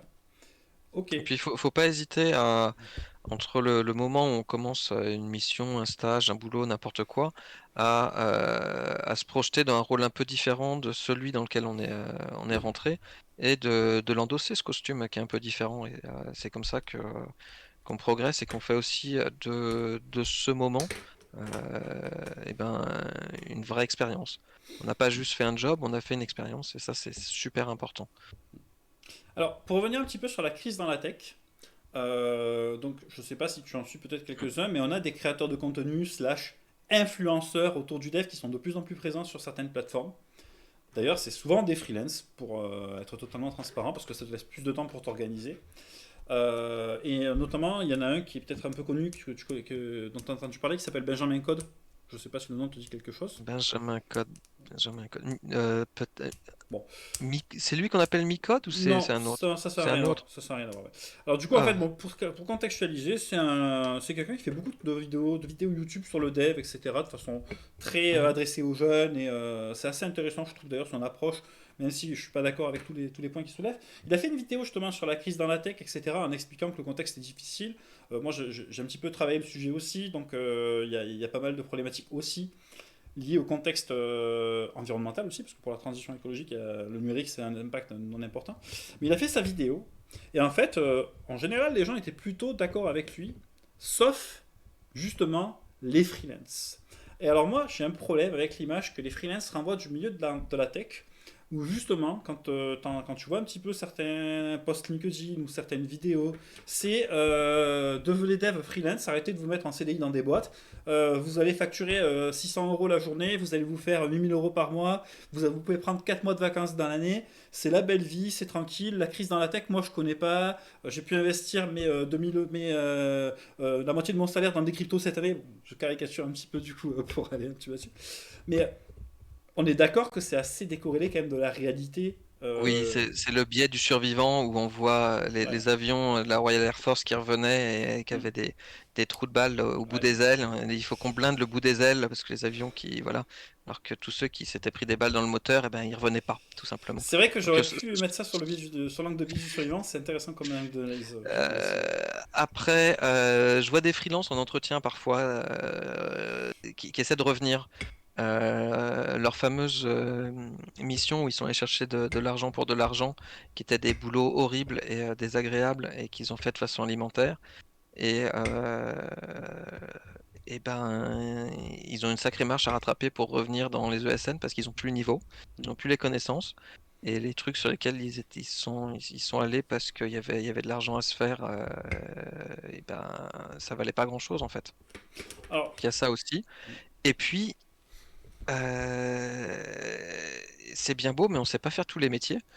Et quand on peut avoir un peu de coaching, de mentoring sur sa carrière, sur sa façon de se projeter, qu'on a par construction des rencontres avec ses pairs, qu'on a des formations très facilement accessibles et qu'on a des personnes qui peuvent nous aider à choisir des formations, qu'on a d'autres personnes comme moi qui viennent proposer bah tiens, j'ai lu que tu as fait un truc sympa dans une mission, est-ce que tu voudrais bien le partager, est-ce que tu voudrais bien l'écrire? Et aider à passer le cap comme ça pour sortir de sa zone de confort, mais avec bienveillance, mais quand même un niveau professionnel exigé, et ben ça permet de grandir aussi. Et que quand on est freelance, tout ça, il faut aller le chercher à la main. Et bah, je crois qu'on voit que ceux qui arrivent à aller le chercher à la main et on n'en voit pas tant que ça. ah, c'est intéressant ce que tu dis. Mm, Je pense qu'effectivement, ça va apporter pas mal d'éléments de réponse parce que mm, c'est vrai que bah, c'est pareil, quand tu es junior, tu vois LinkedIn, bah, toi tu galères et tu vois les freelances qui réussissent, c'est un modèle qui mm. donne envie, alors qu'en fait, ils présentent plein de difficultés aussi. C'est juste qu'elles sont moins mises en avant, moins médiatisées. Et je Bah, pense que les points que tu me évoques, ils sont super importants. Ouais. t'es moins employable quand tu Mm. dis que tu galères, hein. Ouais, On a plutôt envie de travailler avec le dev qui dit qui fait que des succès. forcément. Mm. Ok. Bah écoute, ouais, mais merci pour ton retour sur la tech, sur cette petite période difficile. Bon, on va avancer alors parce qu'effectivement, Mm. c'était un petit peu sur la partie actu. Et alors, il y a un autre sujet d'actu qui, ces dernières années, commence à percer beaucoup. Alors, 2022, c'était l'année de Copilot. Je pense que tu l'as peut-être utilisé un petit peu de ton côté. Mm. Copilot qui fait quand même pas mal gagner du temps dans certains cas de figure.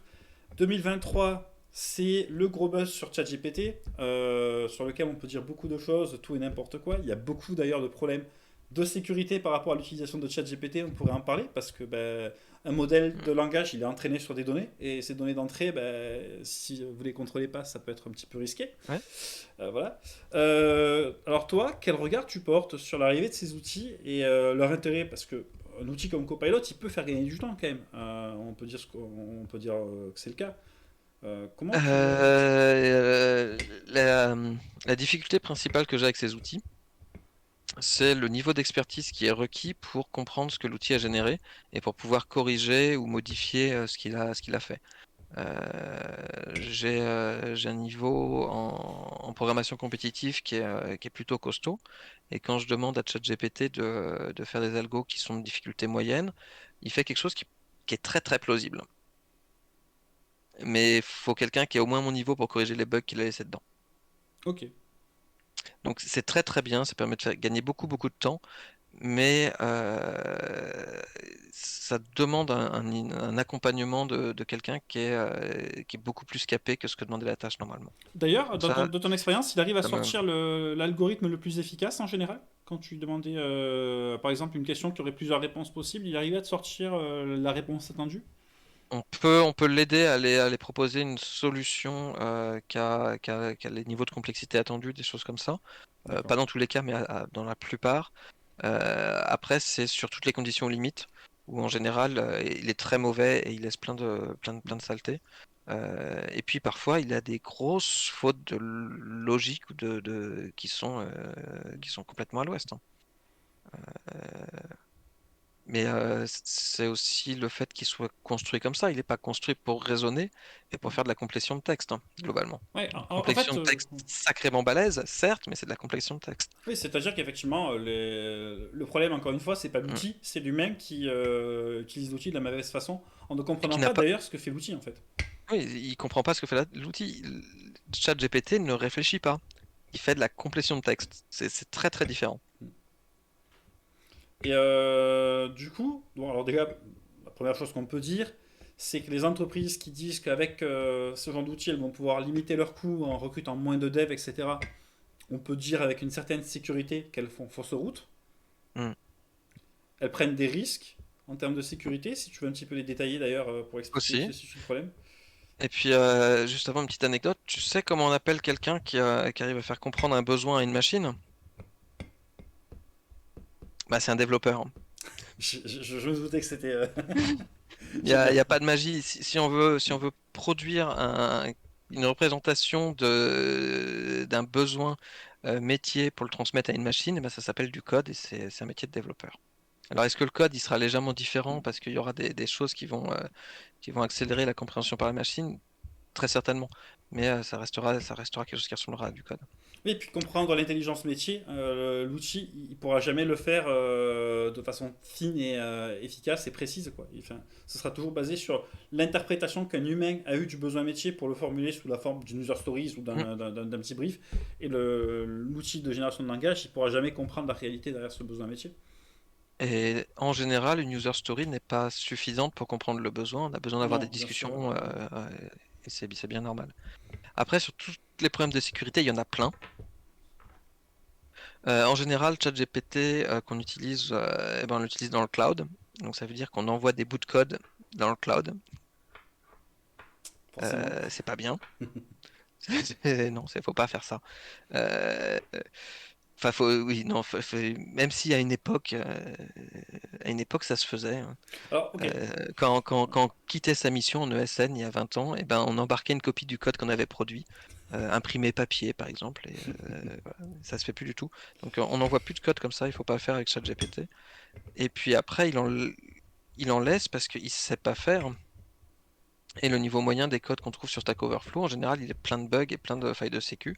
Et le niveau moyen que sort ChatGPT, ben, il est pareil. D'ailleurs, il y avait une petite anecdote, il y avait un article qui Mm. disait que Stack Overflow, depuis que ChatGPT avait un modèle public accessible, Mm. avait vu ses revenus publicitaires baisser de 20% parce que justement ils ont beaucoup moins de visites Ouais. et que du coup ils pensaient demander une compensation parce que il est très probable que l'outil ait été entraîné sur leur base de réponse qui est certes accessible publiquement mais dont ils sont techniquement les propriétaires. Et du coup, bah, ils pensaient qu'ils méritaient une compensation financière. Voilà, on va voir ce que ça va donner pour le coup. Et alors, Il y a quelque chose d'assez marrant là-dessus, parce que c'est quand même impressionnant ce qu'il fait ce qu'il fait avec le code. Il y a une bonne raison pour ça. Il a été énormément entraîné sur du code ChatGPT, parce qu'ils se sont rendus compte que un tel réseau de neurones qui avait été entraîné sur du code, et ben, il marchait beaucoup mieux pour faire aussi du langage naturel.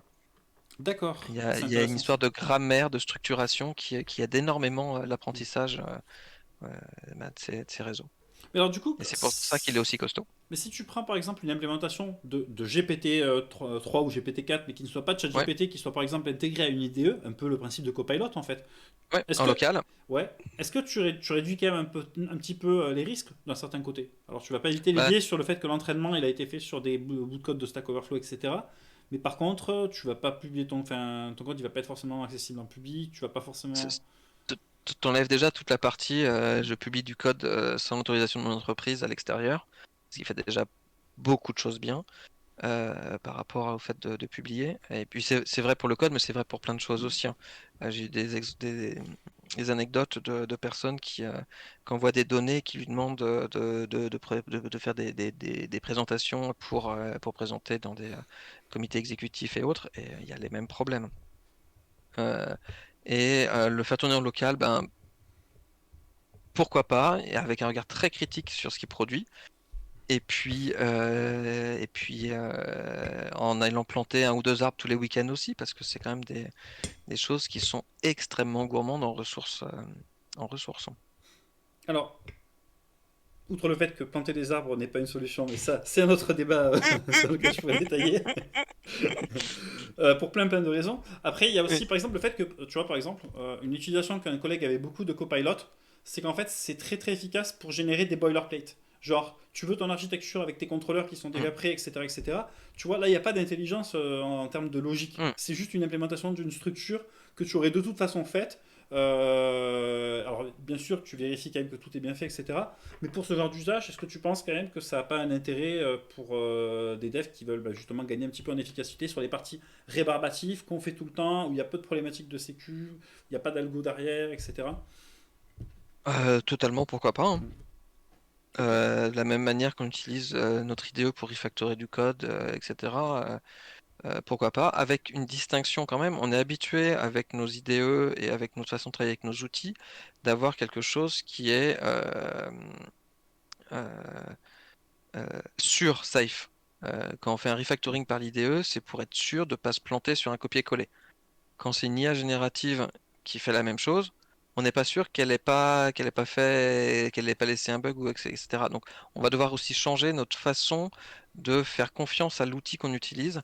Et ça, c'est sans doute quelque chose où on est beaucoup moins près. On est vraiment très très habitué à avoir l'outil qui marche Mhm. parfaitement bien. On est très très surpris quand un outil euh, de génération de code, par exemple, quand on demande une génération d'un HTML de package et autres, on s'attend pas à ce qu'il y ait un bug dedans. Ouais, c'est vrai. Quand tu fais ton npm install, que ça compile, tu t'attends pas à ce qu'il y ait un bug. Non, non, tout à fait.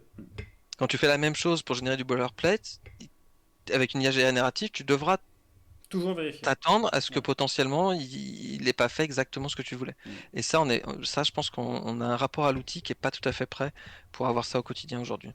Donc, pour résumer ton point de vue, ça peut être intéressant avec beaucoup de précautions et c'est pas prêt de remplacer l'intelligence du développeur. Les C'est entre... pas prêt de remplacer l'intelligence développeur. Le développeur est pas vraiment prêt non plus à Tout à fait. l'utiliser, à part pour des trucs marrants, mais pas forcément pour un quotidien où je pense on n'est pas prêt. En tout cas, moi je le suis pas. Et peut-être que des gens plus jeunes ont une façon d'interagir avec leur outil qui est différente. Moi j'ai vraiment un recul là-dessus. Ouais, alors c'est vrai qu'il y a plusieurs choses effectivement parce que tu vois, des personnes très alertes peuvent même travailler pour changer le prompt. Et ça, c'est Mhm. quand même, ça veut dire quand même que tu changes complètement l'usage de l'outil. Après, c'est vrai que moi, ce qui me surprend quand même beaucoup, mais j'ai un petit peu eu le même ressenti sur les entreprises qui ont investi en masse dans des technos sans qu'elles aient fait leurs preuves ou dans des domaines où bah, enfin, effectivement il n'y avait pas forcément de débouchés. Là, c'est quand elles te disent on va réaliser 20% d'économie d'échelle en utilisant des IA dans nos équipes de dev. Bon, euh, Ah, je pense je pense qu'il parlait du Scrum Master qu'ils allaient remplacer par une IA, hein, pas des développeurs. ah, très bien, très bien. Je vais pas me sentir menacé si jamais je reprends des missions de Scrum Master, du coup, absolument pas. Alors que bon, enfin, je veux dire, en plus, c'est tellement de l'humain que c'est pour moi typiquement le rôle que tu ne peux jamais remplacer par une machine du tout, enfin, pour le coup. Mm. Mais par contre, ouais, peut-être effectivement réussir, tu vois, avoir des outils par exemple qui seraient capables aussi de générer tes tests unitaires à partir du code que tu as réalisé, ce genre de choses. Il y a peut-être d'autres applications qui viendront, mais il y aura toujours besoin d'une nécessité de contrôle de l'humain par-dessus, quoi. Ouais, il peut y avoir des choses comme ça. Il peut aussi y avoir tout ce qui est transcription de choses où là, ils sont, ils- on a un rapport qui est beaucoup plus proche du truc, parce qu'on s'attend à ce qu'une transcription aussi, il y a des erreurs à corriger manuellement. Et donc, une transcription d'un tableau de résultats vers quelque chose d'autre, ou d'exemples métiers qui sont sous format tableur, aller les transformer en tests unitaires sur des données, des choses comme ça, où là, on s'attend plus à devoir faire un contrôle manuel et on est beaucoup plus prêt à faire cet effort-là. Et là, ils ont effectivement des très très gros avantages. Mais, ah oui, mais en Si, fait, quelque part, alors c'est un petit Mm, peu. Bon, j'ai toujours eu du mal avec mm, l'utilisation qu'on fait du terme intelligence artificielle qui suppose une intelligence derrière. Parce mm, que, bah, par exemple, si effectivement un modèle de langage devait entraîner au point qu'il est capable, par exemple, de convertir, je te donne un exemple, un fichier Excel en jeu de données JSON que tu vas pouvoir utiliser tel quel dans ton fichier, bon, c'est cool, mais il a juste implémenté rapidement une fonctionnalité que d'autres logiciels faisaient à la place. Et c'est pas Mais tant. il l'a fait sans l'implémenter. Et C'est pour ça c'est ça qui est intéressant. Ouais. Mais en vrai, tu le fais manuellement et tu vas super vite aussi, hein. Et puis, tu parlais par exemple de l'impact, c'est vrai que l'outil qui le fait à partir de façon algorithmique plutôt que de façon modèle de langage, ben, il aura sans doute besoin de beaucoup moins de ressources pour pouvoir arriver au même Oui, résultat en fait, quoi. oui. Et il aura un résultat garanti. Ouais, c'est ça. Si le logiciel est bien codé. Voilà. Ok. Mm. Bah, c'était intéressant. Moi, je voulais avoir ton point de vue parce que il y a aussi pareil pas mal d'influenceurs TF qui sont aussi très évangélisateurs sur les sujets de l'IA, etc. Parfois peut-être de façon un petit peu non précautionneuse justement. Donc c'était intéressant d'avoir Mm. quelqu'un bah, justement qui a du métier. On a parlé des années d'expérience tout à l'heure là-dessus. Donc voilà. Est-ce que toi, tu as Ouais. des choses, là, on va pas discuter quand même de beaucoup de sujets ce soir. Mm. Est-ce qu'il y a des sujets sur lesquels tu aurais voulu revenir et qui te venaient en tête?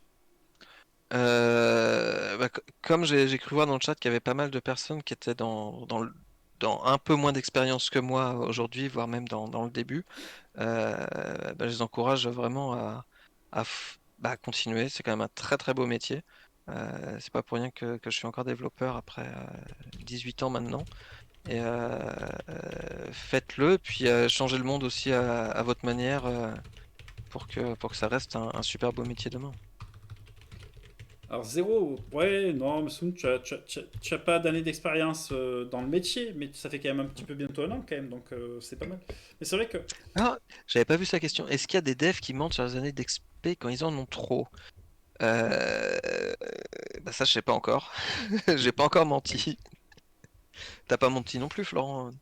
alors, j'ai pas menti, parfois je rentre pas forcément dans les détails des durées de temps que j'ai passé sur chaque techno, parce que j'ai un point de vue, par exemple, quand je parle des frameworks front, tu vois, je parle des frameworks front, je considère que quand tu fais du front, c'est connaître le langage et les patterns communs employés par les frameworks, qui sont très souvent les mêmes, qui est le plus important.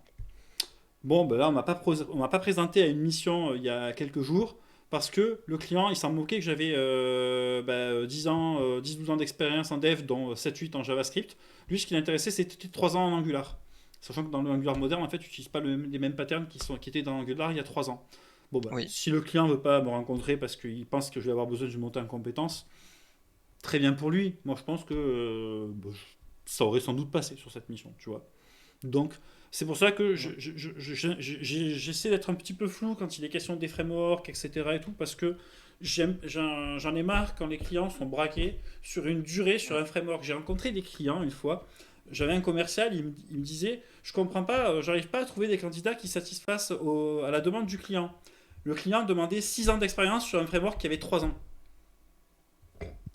Oui, ça arrive, ça arrive. Ces Voilà. demandes, ces demandes-là arrivent, hein. Trouver des développeurs Voilà. comme ça n'arrive pas, mais C'est ça. Donc quand la demande est comme ça, bah, effectivement, bah, le client il cherchera longtemps en fait. Et bah, tant pis pour lui, il a qu'à réfléchir à l'adéquation de l'offre qu'il propose. Quoi. Donc j'ai jamais menti sur mon parcours, sur mon CV. J'ai peut-être fait des omissions parce que je pense que c'était plus stratégique et que ça ne... En toute sincérité, parce que je pensais, enfin, ce que j'omettais n'avait pas du tout pour but de cacher un échec ou Hmm.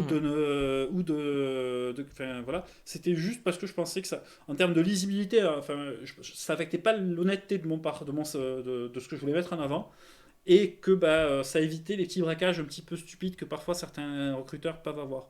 Hmm. Typiquement, j'ai fait une année d'expérience dans l'événementiel entre deux périodes où j'ai été en freelance, puis après j'ai repris en CDI. Bah, je joue un petit peu sur les dates limites de ces expériences parce que j'ai pas envie de parler de cette expérience en événementiel qui est pas relevante par rapport à mon employeur et qui affecte pas le fait que ça a rien à voir avec. J'ai pas arrêté le dev parce que ça me plaisait plus ou parce Hmm. que j'étais pas compétent, tu vois ce que je veux dire. Oui, Je considère complètement. pas que ce soit du mensonge. Je considère juste que c'est aller à l'essentiel et pas s'attarder sur les trucs qui sont pas relevantes. Quoi. C'est être pragmatique Mm. et répondre d'abord aux besoins plutôt Mm. que de s'étaler. Ça se fera à la pause café après plus tard. Oui, voilà, c'est ça. Après, je dirais, bah Hmm. oui, j'ai fait que ça entre temps, c'était cool, et puis on en discute, quoi. Voilà. Et effectivement, cette année, enfin, cet espoir de trouver la personne qui a fait les années sur qui est complètement irréaliste et qui a aucune valeur. C'est au contraire beaucoup plus intéressant d'avoir quelqu'un qui a fait autre chose aussi et qui a compris les différences entre ce framework-là et un autre et pourquoi il est différent, quel est l'état d'esprit de ce framework-là par rapport à un autre et qui peut au contraire mieux coller à l'état d'esprit parce qu'il a compris ce qu'il y avait derrière le rideau. Bah, c'est exactement ça, en fait. Pour expliquer, j'ai fait du Angular il y a quelques années. Il y a plein de choses dans le framework qui étaient très lourdes, qui ne me plaisaient pas par rapport à la vision que j'avais du développement front, et que d'autres frameworks remplissaient plus efficacement. Donc j'ai fait du React, mais surtout du Vue, parce que Vue remplissait pas, cochait pas mal de cases dans ce que j'attendais d'un framework dans un outil de développement, et pour ce qui peut, moi, dans ma vision, me permettait d'être efficace et performant dans mon développement, et tout en étant une solution accessible du marché, pas un truc qui est cool mais expérimental, un peu comme Svelte, qui est pas, enfin, par exemple, il y a plein d'autres technofronts qui sont émergentes, qui vont arriver, mais qui sont encore pas, il n'y a pas encore assez d'adoption pour que ça soit convaincant en entreprise. Et là, j'avais vu, tiens, passer, Angular 14 apporte plein de nouvelles trucs. Non, c'était 15. Angular 15 apporte plein de nouvelles fonctionnalités très attendues. On regarde ça en stream, on discute tous ensemble de tout ce qui s'était passé, et on regarde un petit peu de quoi il parle. Et effectivement, il y a plein de features qui sont intéressantes dans le framework, et d'autres choses que j'avais ratées sur des mises à jour ultérieures, qui vont dans le bon sens. Donc je dis, ben, c'est bon, vous pouvez me repositionner sur des missions si elles sont sur des versions assez modernes du framework, parce que dans ces conditions, je peux kiffer travailler sur la techno. Voilà. Mais j'avais pas travaillé dessus entre temps. Bah, ça a été considéré comme étant discriminatoire, alors qu'en fait, bah, je sais comment les patterns sont implémentés dans le framework, parce que justement, j'ai pu travailler dessus, me faire une idée et continuer ma veille pendant tout le temps où j'ai travaillé sur les frameworks front pour comparer comment chacun fait les choses et comment les façons de faire évoluent afin de pouvoir toujours garder un œil critique sur qu'est-ce qui fait les différences fondamentales sur ces technos-là. Et en général, c'est même d'ailleurs des questions que je pose pas mal en entretien. Est-ce que tu connais un petit peu les différences de pattern entre React, Angular, Vue, comment est-ce qu'ils font, qu'est-ce qui les différencie dans leur ADN et voir si les candidats sont capables d'avoir un discours qui va au-delà de bah, React c'est Facebook et Angular c'est Google, mais Vue c'est développé par un freelance, par un mec seul, donc du coup bah, c'est moins C'est maintenu. moins bien. Moins Oui. bien. Bon. Et non, mais surtout, c'est moins maintenu. Ce qui est dommage, c'est que le Ah, moins maintenu, bah, c'est le framework qui a le plus de merge requests et de stars de la communauté des trois en termes d'implication de la commu. Donc, du coup. mm. Mais c'est encore aussi parce que la vision de l'open source, c'est encore compliqué. Mais c'est vraiment quelque chose de très français que j'ai remarqué. Parce que, par exemple, on avait regardé l'enquête de Talent.io sur les technos Ouais. en Europe. Angular était deuxième qu'en France, en Europe. Il y avait un autre petit pays, je ne sais plus lequel c'était. Et sinon, ils étaient troisième dans tous les autres pays parce que justement, ils ont beaucoup tardé à se mettre à jour sur certaines features qui étaient Mm. attendues de Framework Front. Ils l'ont fait fin 2022, début 2023, et peut-être que ça va un petit peu changer. Mais en France, on était vraiment le pays qui était le plus en retard sur la compréhension et la mise à jour des stacks techniques sur les nouveaux projets, surtout. Ouais. Ouais, ça, je sais pas d'où ça vient. Mhm. Ça serait intéressant d'aller creuser, hein. Bah, Est-ce que c'est ouais. sectoriel? Est-ce que c'est culturel? Alors, ça va dépendre des pays parce que par exemple, Parce tu qu'on a, peux. on a eu aussi une adoption assez rapide. Et donc on a peut-être aussi plus de gens qui ont commencé avec Angular, parce que c'est le premier gros framework qui a vraiment Ouais. marché sur la partie front. En fait, il a été Et on a très peut-être un adapté dans la attachement banque. dessus. Il a été très très adapté, notamment dans le milieu bancaire. Quand Oui, on les... et Angular, c'est- AngularJS était très ouais, très adapté très très tôt. ouais. Euh, Et je pense qu'en fait, euh, les banques, c'est quand même des institutions et des entreprises qui ont quand même une certaine inertie en termes de techno. Alors que tu prends un pays, alors ça c'est pas très mm, connu, mais l'un des pays les plus dynamiques dans la tech en Europe, c'est le Danemark. C'est Copenhague, qu'on peut qualifier quasiment de mini Silicon Valley américaine, etc. Parce que c'est mhm, un endroit où il y a beaucoup de startups, de jeunes entreprises de la tech qui marchent bien, etc. Et tu voyais les chiffres des technos utilisés nécessairement au Danemark, c'était pas du mm. tout les mêmes qu'en France où on avait. C'est vrai que le milieu startup, alors je prends toujours aussi des pincettes aussi avec le milieu startup parce qu'il y a aussi beaucoup de tendances d'early adoption de choses qui forcément ne marchent pas très très bien tout le temps. Mais c'est vrai qu'en France, on était quand même pendant très longtemps un peu à la traîne dans ce secteur-là. Donc ça me surprend pas non plus totalement. Mm, Voilà. complètement. Voilà, voilà. Ça discute un petit peu des frameworks front d'ailleurs dans le chat, ce qui te surprendra pas vu la commu que je peux avoir. Merci beaucoup pour ton temps en tout cas, c'était super intéressant d'avoir ton point de vue sur tous ces sujets. Le chat, j'espère que ça vous a plu aussi et que voilà, enfin, vous avez trouvé Gaëtan avec plein de choses à vous apprendre. C'était un petit peu un retour pour le podcast, donc on va travailler pour faire évoluer un petit peu le format. On a déjà travaillé sur la qualité, et je remercie encore Mouki qui m'a fait des animations et des nouveaux visuels pour que ça soit plus sympa pour vous. Voilà, les petites animations du logo qui tournent, les petites lumières, tout ça, tout ça. Le prochain Play de Dev donc traitera, comme je vous l'ai dit, du sujet de l'inclusion du handicap et de la neuroatypie dans la tech. Et c'est un sujet super intéressant où je vais avoir des interlocuteurs qui, à mon avis, sont plutôt cool à vous présenter et aussi quelques expériences personnelles à partager. Voilà, voilà. Gaëtan, tu veux donner un petit mot de la fin? Bah, merci à toi de m'avoir invité, puis à une prochaine, je viendrai écouter les prochains. Eh bien, merci beaucoup. Je vous souhaite à tous une très bonne soirée et à très très bientôt. Par exemple, lundi prochain pour la petite revue d'ActuTech. Si, forcément, quand on est dans le dev en général, c'est des sujets qui intéressent. Voilà, voilà.